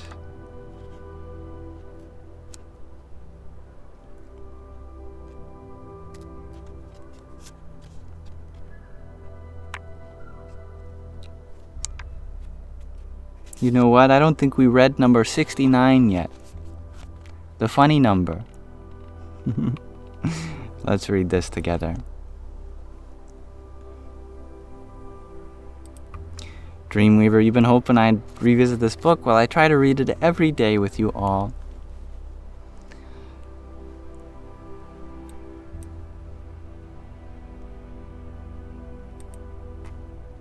That's my question of the day. You can think about that if you saw it, but I'll ask it again later. I am trying to maximize the book cover. There. Okay. Number 69 is called Pointing at Your Own Heart. In my office, there is a scroll with Japanese calligraphy and a painting of a Zen master, Bodhidharma. Bodhidharma is a fat, grumpy-looking man with bushy eyebrows. He looks as if he has indigestion. But the calligraphy reads, "Pointing directly at your own heart, you find Buddha." Listening to talks about the Dharma, or the teachings of Buddha, or practicing meditation is nothing other than studying ourselves.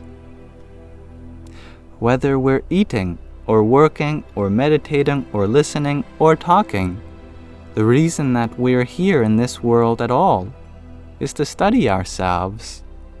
In fact, it has been said that studying ourselves provides all the books we read.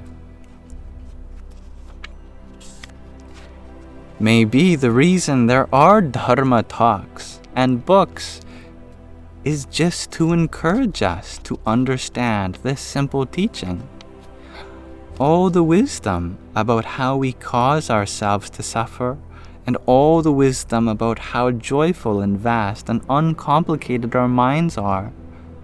These two things, the understanding of what we might call neurosis, and the wisdom of unconditioned, unbiased truth, can only be found in our own experience.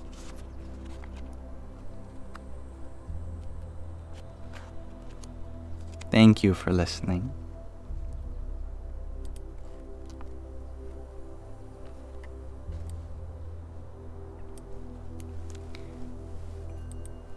That was very sweet as always. I love Pema. Deeply, you share that you've read her A Peace of Mind book. You believe, name sounds familiar. She's a very prolific writer and she's very good at it. She's mastered the art of saying things in the Buddhist way, of vertical language, there for you to climb up to and see things from a higher point of view.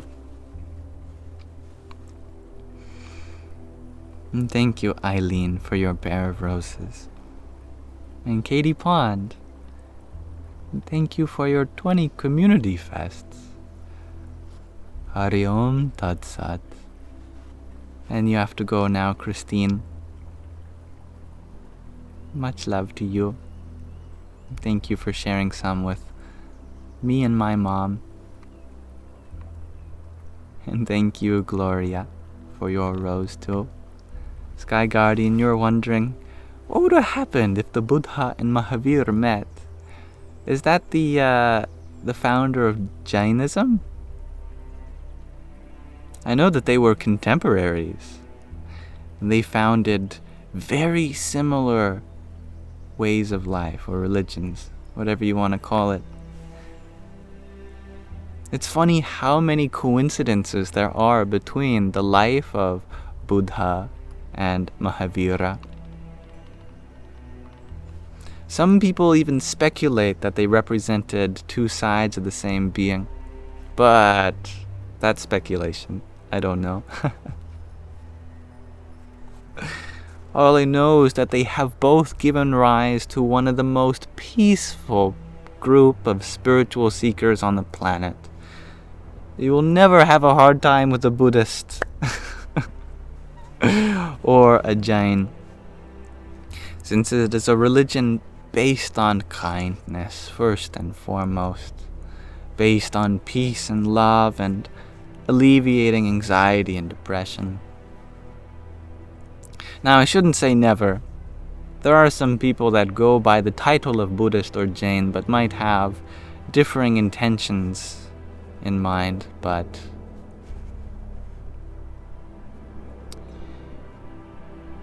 to partake in the true Irishman paradox, or the true Scot paradox, or logical fallacy, I say. These aren't the true Jains, the true Buddhists, anyway.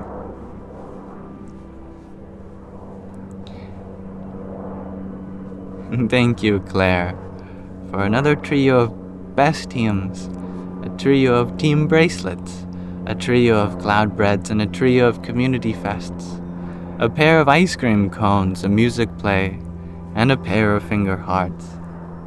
Thank you. Hari Om Tat Sat. Thank you, Feline, for another rose from Yotier, and let it be known.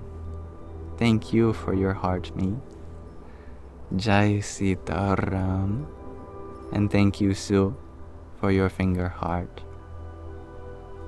And thank you, Peter, for your rose as well. Hello, dear Marlin. Thank you, Kat, for sharing your love. I'm happy you find peace and love here. You're just in time, Marlin.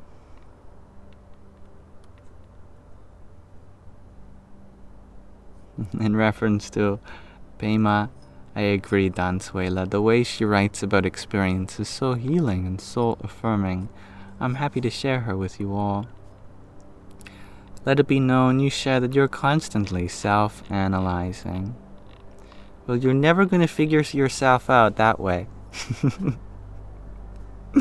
Because you are not an analytical object. You are the analyzing subject. You cannot form an image of your true self in mind, because it is yourself from whom the images of the mind appear. You can never think your way into peace, because it is from the deep peace of your being that all thoughts arise. Are you getting me?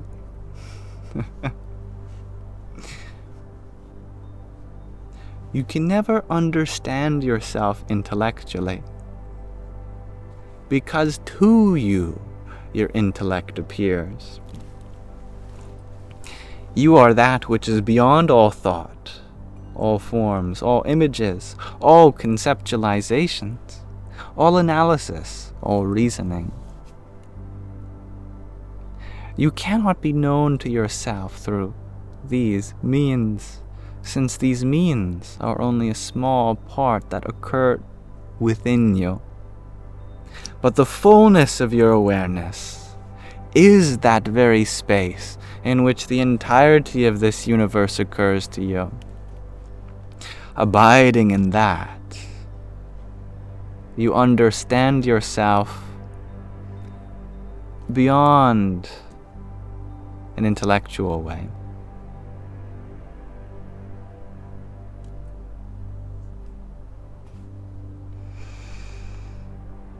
Thank you, Kat, for your 7 bubble teas too.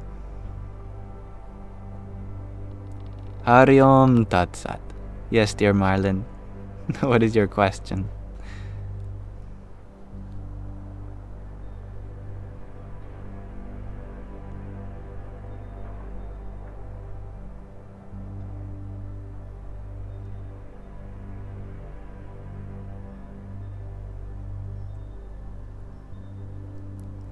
While we wait for your question, 4B movement, you ask, does following the law in fear of punishment make someone a good person? Anything that we do for some particular outcome does not truly come from the heart. When something truly comes from the heart, then it doesn't matter if it's perceived in the right way or the wrong way. A truly good person can do good even if the law suggests so or otherwise, even if they find themselves in a situation where they're in trouble for no good reason, they still do good because their goodness was not dependent on anything in return. That's true selfless action, true karma yoga, union through action.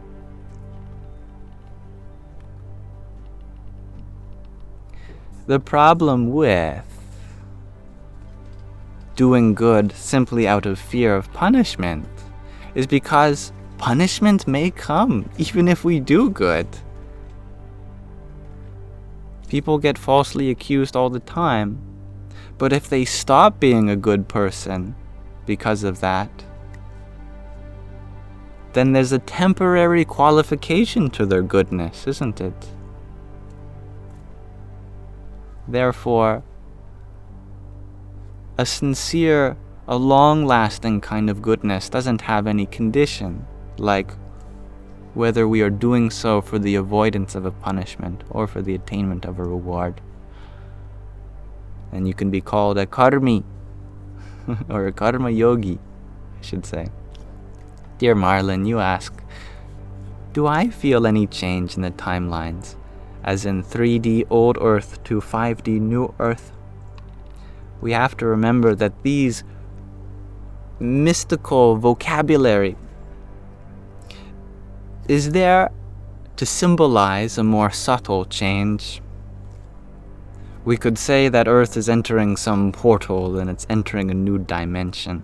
We could really mystify the spiritual path, but it's also just deeply practical. For example, 3D is a metaphor for the physical world because it has 3 spatial dimensions. 5D is a metaphor for sight, eyesight, because it has 5 components to it. So we are shifting from materialistic to visionary. We are going from dependent on the physical to our potential that we see. This higher vision is coming. 5D vision means we have 3 perceptions of color. We have 1 rod in our eye or 1 cone that's receptive to either red or, what's the opposite of red? I'm trying to think of my RGB. It would be cyan. We have 1 cone that's receptive to green and the opposite of green, which is magenta. And we have 1 cone that's receptive to blue and the opposite of blue, which is yellow. These are the pairs of primary colors, the additive primary colors, red, green, blue, which is what our computers used to show light. And we have these subtractive primary colors that printers use to print any image, cyan, magenta, and yellow. CMY, RGB, and CMY. These 3 dimensions of color give the whole experience a space, a chromatic space. But our vision is not just color. We see color in specific places. There's some color to the left, some color up, some color down, some color to the right. Not only are there dimensions of red, green, and blue, but also dimensions of horizonticity and verticality. I don't know if those are words, but you know what I mean. Anyway, suffices to say that vision is a 5D experience. It has 3 chromatic dimensions and 2 spatial dimensions. Anyway, are we literally gaining extra dimensions? No. That would be very strange. In fact, the whole universe would fall apart if it was like that. New Age spirituality uses very profound, provoking, high vibrational words. And some people love that. It really gets them inspired because it's like an escape from the ordinary, boring world of forms. But the shift from 3D to 5D doesn't have to mean anything abstract or transcendental from our experience. It just means that we go from a limited understanding to a more unlimited understanding, where we no longer define our world in terms of just the physicality of it all, the material experience, but we see beyond that. Our vision can penetrate to the source of all things, that which is unlimited in potential and can give rise to anything.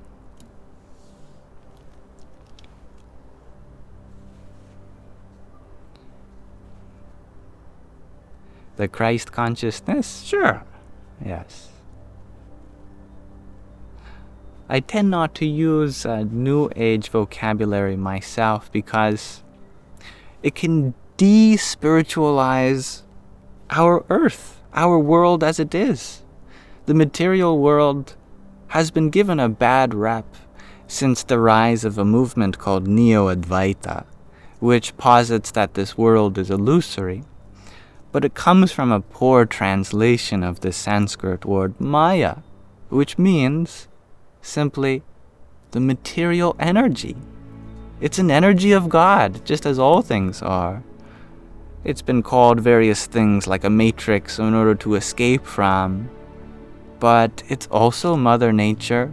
It's the Prakriti, it's the divine Shakti, the feminine force. It's beautiful in its own right. It's wonderful as it is. There's no need to go about changing it. That'll happen naturally. Also, sometimes in the New Age movement, we might feel like we are superior beings to other people because we're 5D and others are 3D. But this is a kind of prejudice, like any other kind. It's a kind where we feel like we're higher in some status than someone else. And that gets to our ego. So it's important to be humble and consider all beings as equally footed on the spiritual path, that no one is necessarily higher or lower than anyone else.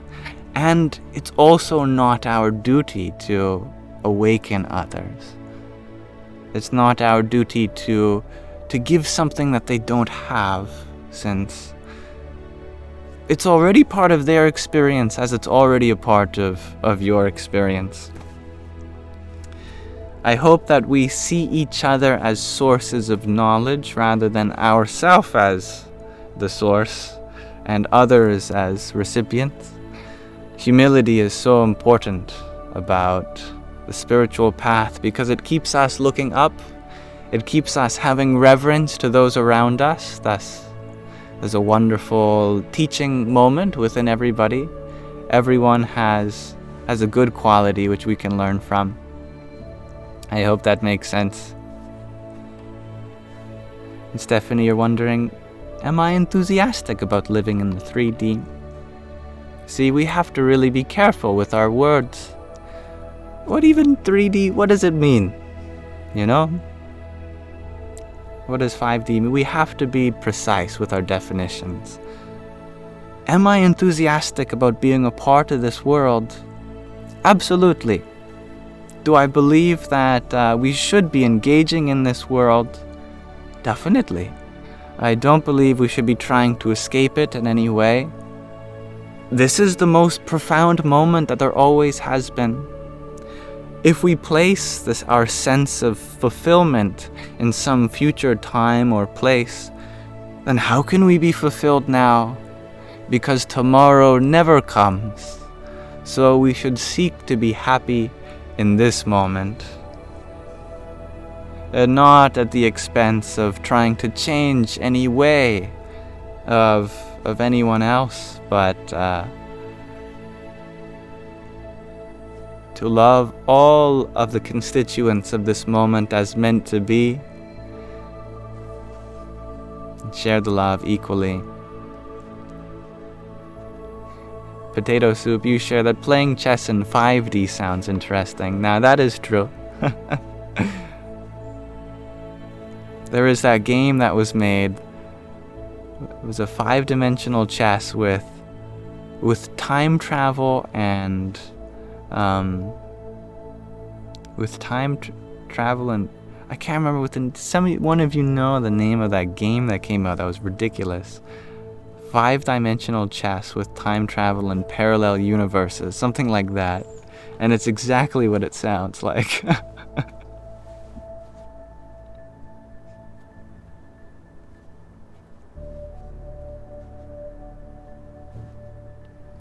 Thank you, Strawberry, for your heart. Hari Om Tat Sat. Yes, Marlon, what's another question from you? And thank you, Renvox, for your fire. Well, I'm happy you liked that video, Sasha. That sounds absurd, shares Donsuela. Yeah, it's a game for intellectuals, that's for sure. What do I think of the Ethiopian Bible? I haven't read it myself. I'm more familiar with Eastern spirituality in the realms of Buddhism and Hinduism, Taoism, that sort of thing. My familiarity with Gnosticism or New Age spirituality or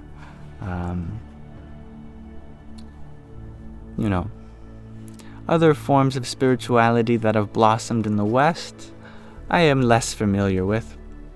I know that Ethiopia isn't in the West, but I know that it's said that many of the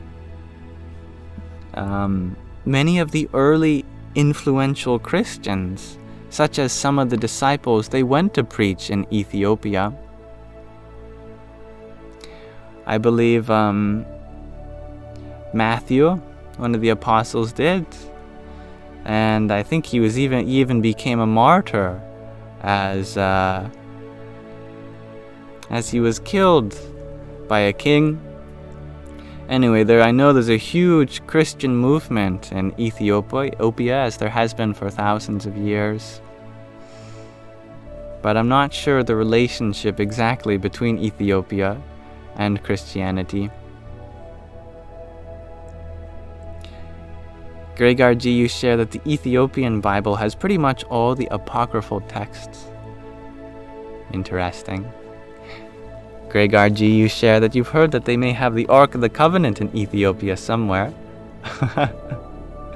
Well, our body is the Ark of the Covenant, because it is from this mortal frame that we will be able to cross the ocean of Maya. As long as we bring the love between each of every creation pair in our heart, the dualities all around us, and we hold them within, keep them safe and sound, then we will be able to find that olive branch, seek land, find firm ground, stationed in the stability of Source.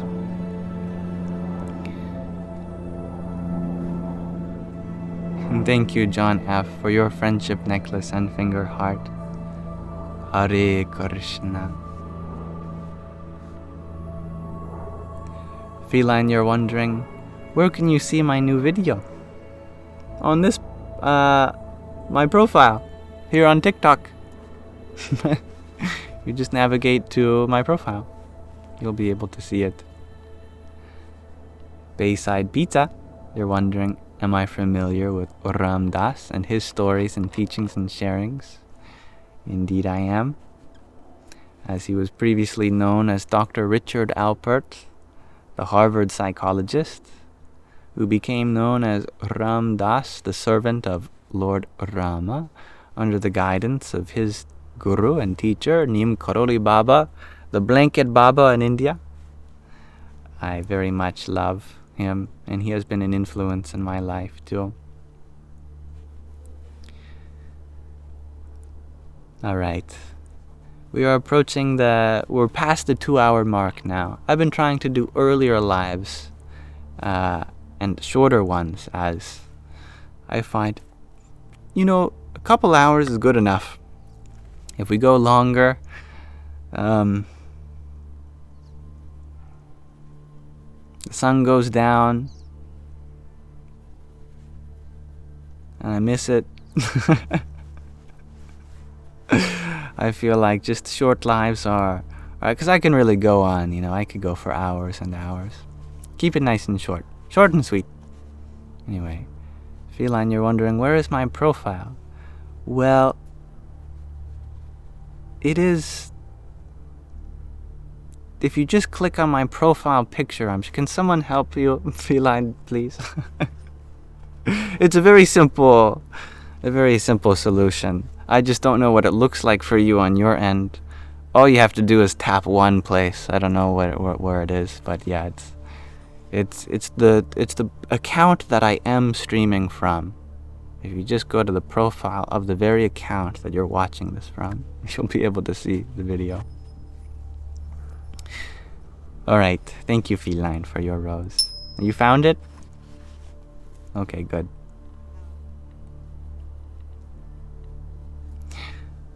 Alright. Yes, I would like to begin to wrap things up for tonight. Thank you, everyone, for helping Feline. Navigating Feline to the Feline, my lovely Sandy.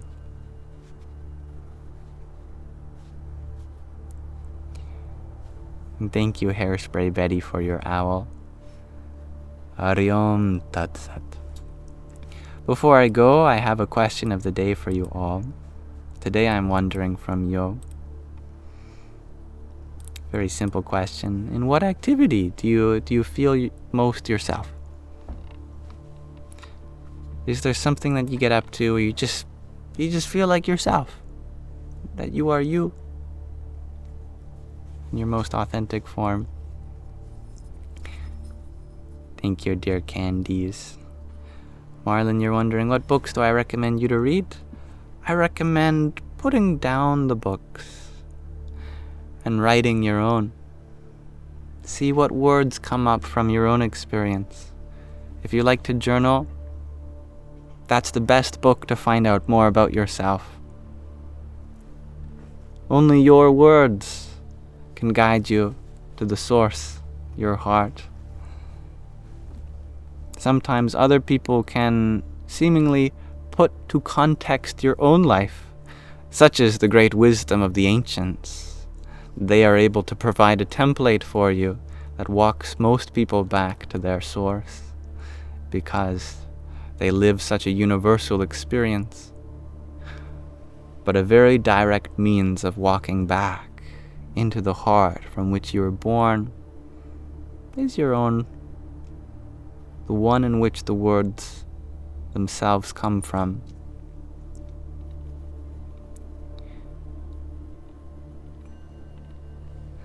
Now, Kent and Lisa, you share ocean walks. I love that. Rhiannon, you share painting or nurturing animals. Gardening Gregarji, you share mixing beats on turntables. Couple of nomads, you share hiking. Sam, you like longboarding. Libani Home, you share that you're so many different people two different people, that you don't know who I am anymore. You are the one that has many sides, the infinitely expressive one. John F., you share walking puppy. Rain, you share cleaning, as strange as it may be, and playing Sims 4. That's fun. Now, what part of Sims 4 do you like the most? Do you like the decorating? Do you like the interaction? Or do you like getting your character to do ridiculous things? Nokmak, you share that you feel most yourself through your art. Drag, comedy, music, singing, writing, and making healing content. That's wonderful. And thank you, Eva Bull, for your heart me and hand hearts. There's some for you too. Hari Om Tat Sat. Seems like my live has just had visibility restricted because it may contain unoriginal or reproduced content. That's very strange. Well, thank you everyone for responding to my question of the day.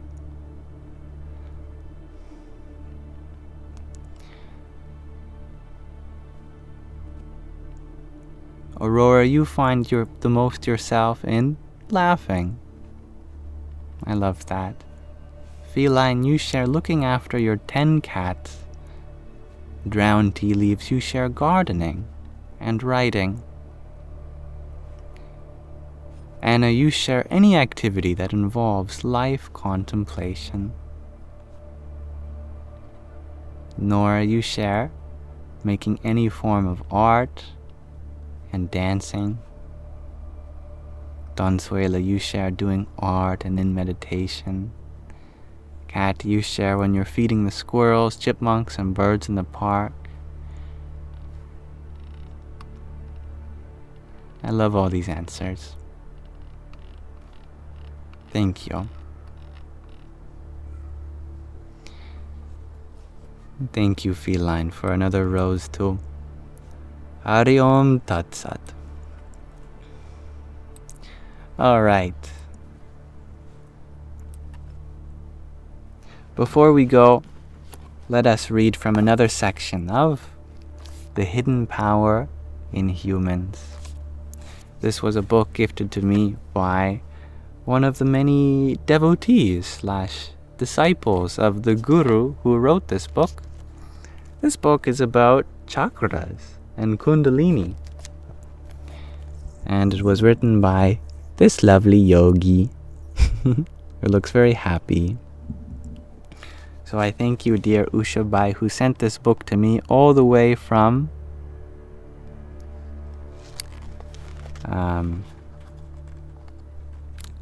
Slovenia, I think. Or was it Serbia? Oh dear, I have forgotten. Anyway, it has come a long way.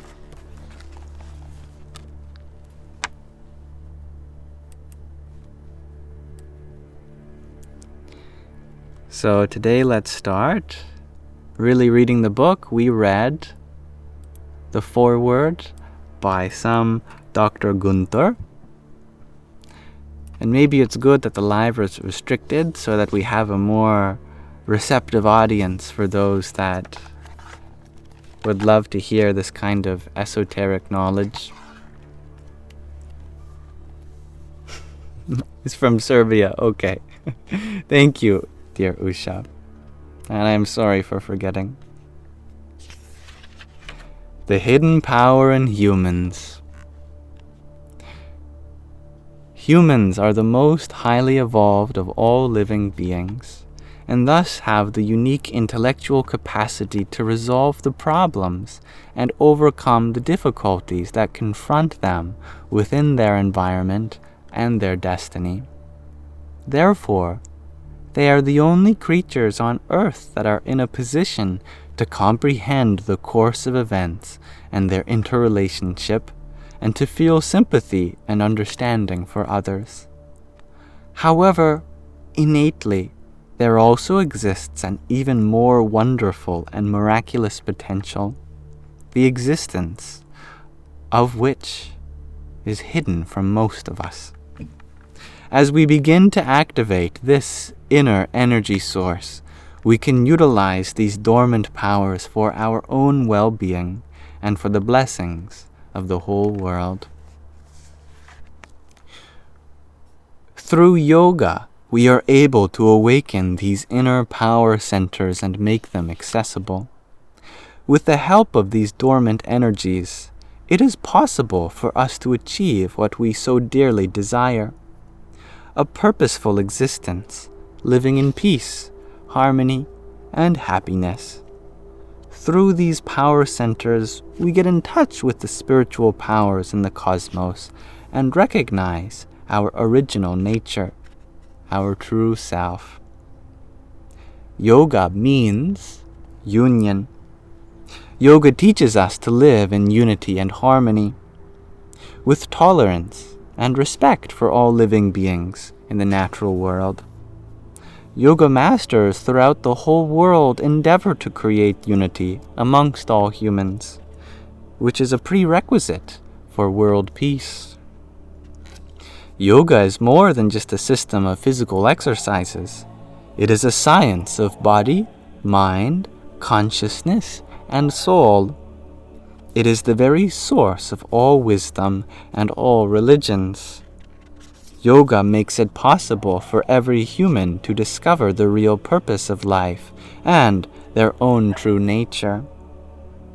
Those who have recognized and experienced their own inner truth will never again wage war or use force against others. Yoga leads us to an understanding of our oneness with all living beings and the whole of creation. We learn that every injury we inflict on another inevitably comes back to us. That every positive action and every positive thought brings happiness to others as well as to ourselves. Here, I would particularly like to mention the harmful influence and devastating effect exerted on our consciousness by the media through the portrayal of violence, murder, and malice. Newspapers, magazines, television, and cinemas constantly bombard us with pictures of crimes, violence, and bloodshed. At all hours of the day, television depicts how humans torture, injure, and kill others. For the sake of our children, such films must be strongly condemned. We need to provide a better example for our children, as the youth of today are the world of tomorrow. All living beings on this planet are of divine origin, and therefore each form of life should be shown great respect. This is why, in yoga, we are not only against the killing of humans, but also the killing and consumption of animals. My Divine Master, Sri Mahaprabhuji, said, "Love each and every living being at least as much as you love yourself." Just as Sri Mahaprabhuji protected and loved all creatures, so also did the holy saints of different religions, such as Saint Francis of Assisi. Assisi. I don't know where Saint Francis is from. Well, I do, but I don't know how to pronounce it. Buddha, Sri Deva Puriji, and Swami Vivekananda. The commandment, "Thou shalt not kill," includes all of God's creatures, not just humans.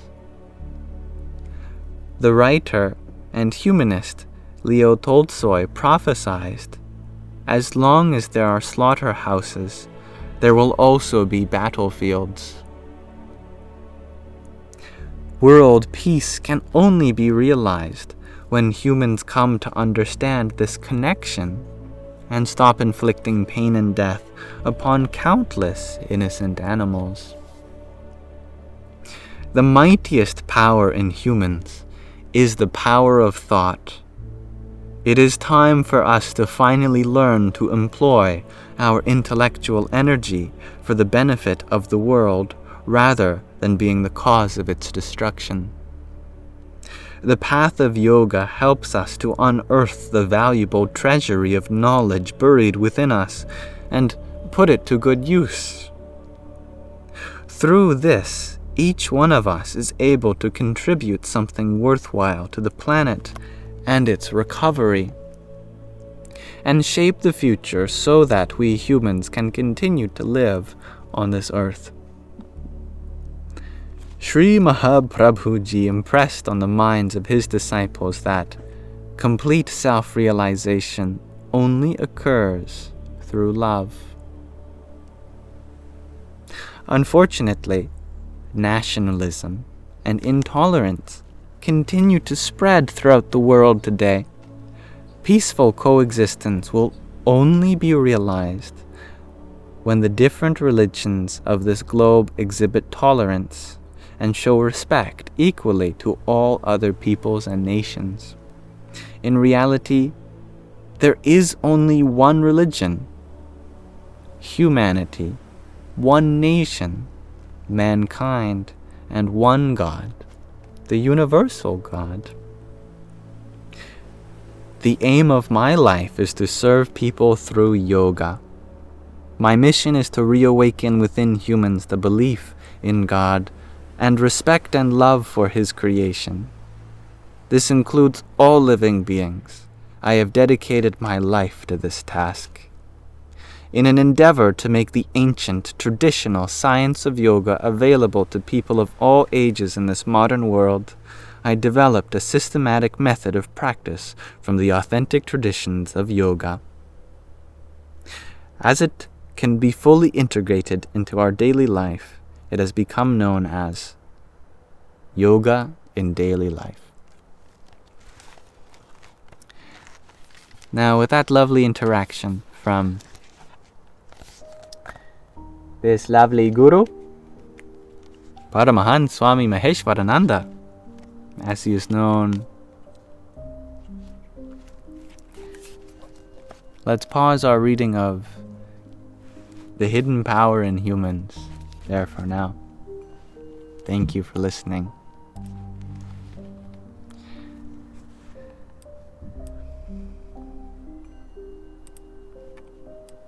You know, it was quite funny. The restriction of my live came before I read that book. Even before I mentioned that I was going to read it. We've got AI so powerful, it's able to predict when we're about to read something. I guess. I don't know. Thank you, Ragnhildur, for your trio of roses. And brave Bella, thank you for your 3 roses too. And thank you, Feline, for your rose as well. Jai Sita Rama.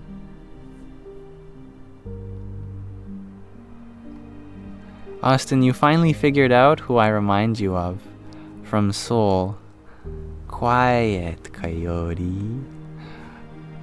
Oh, I don't know if I'm familiar with who this is. But I hope that they are a source of love and light.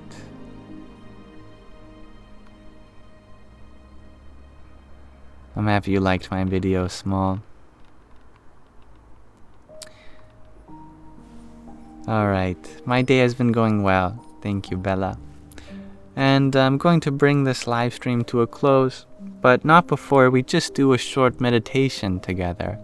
We'll do something super simple. Just a minute or 2 of your time. I'll do a kind of guided meditation just to check in with yourself. And thank you for asking, Marlon. I will take a final sip of my water bottle.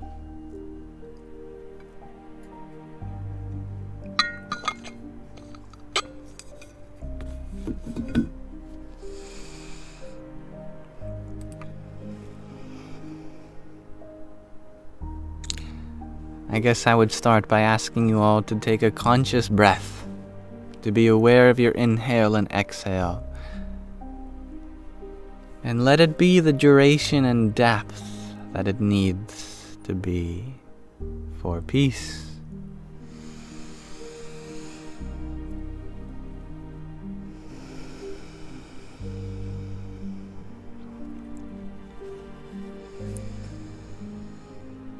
Some people call it manual breathing, in reference to automatic breathing, but I call it conscious breathing relative to unconscious breathing. That whatever we do in life, we should strive to do it consciously. For being unconscious of our actions is what leads to suffering.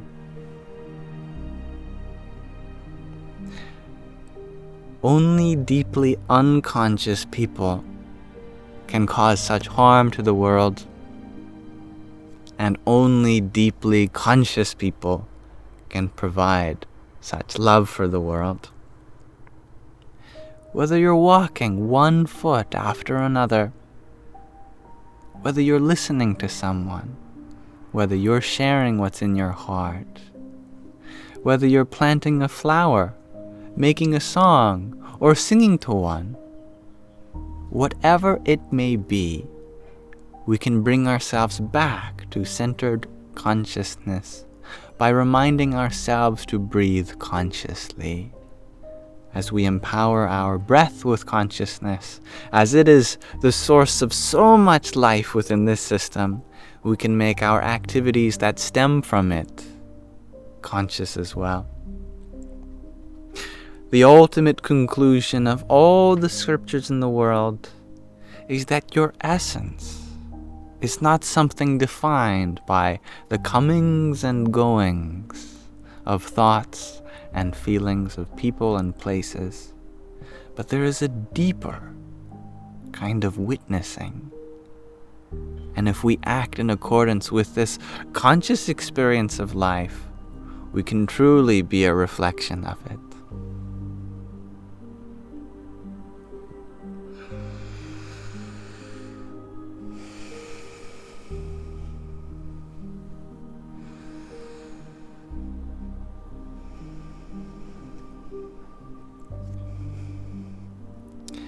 Alright, that's your 3-minute reminder. Thank you. I'm glad you liked that upload, Beth. Thank you, Gina, for your pair of roses. And Bom Chai, thank you for your rose too. Hari Om Tat Sat. And Gulai, thank you for your rose. This live will be uploaded to my Yamsox Live's YouTube channel. And the meditations and the readings, they have their own designated playlists. Thanks to Sky Guardian for initiating that. And there are alternatives to these platforms in the link tree in my bio too. And I recently just uploaded the 8th chapter of my ASMR Bhagavad Gita series on my ASMR YouTube channel. The 8th chapter was all about the nature of how to attain God. So it's a very interesting chapter if you're interested in the practical ways of achieving liberation.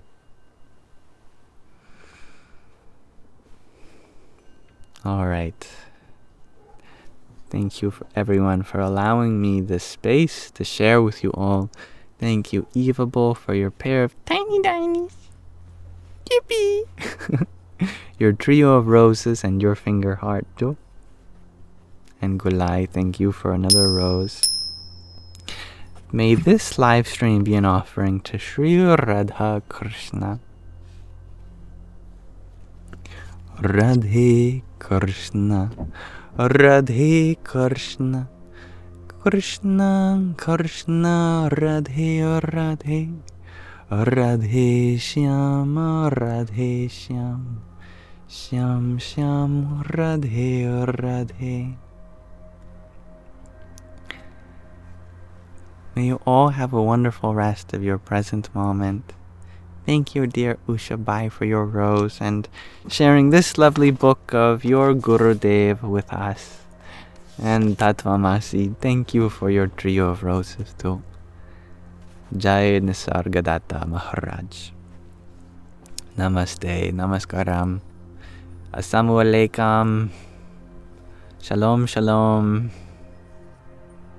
and Satnam Namo Buddhaya. Hallelujah.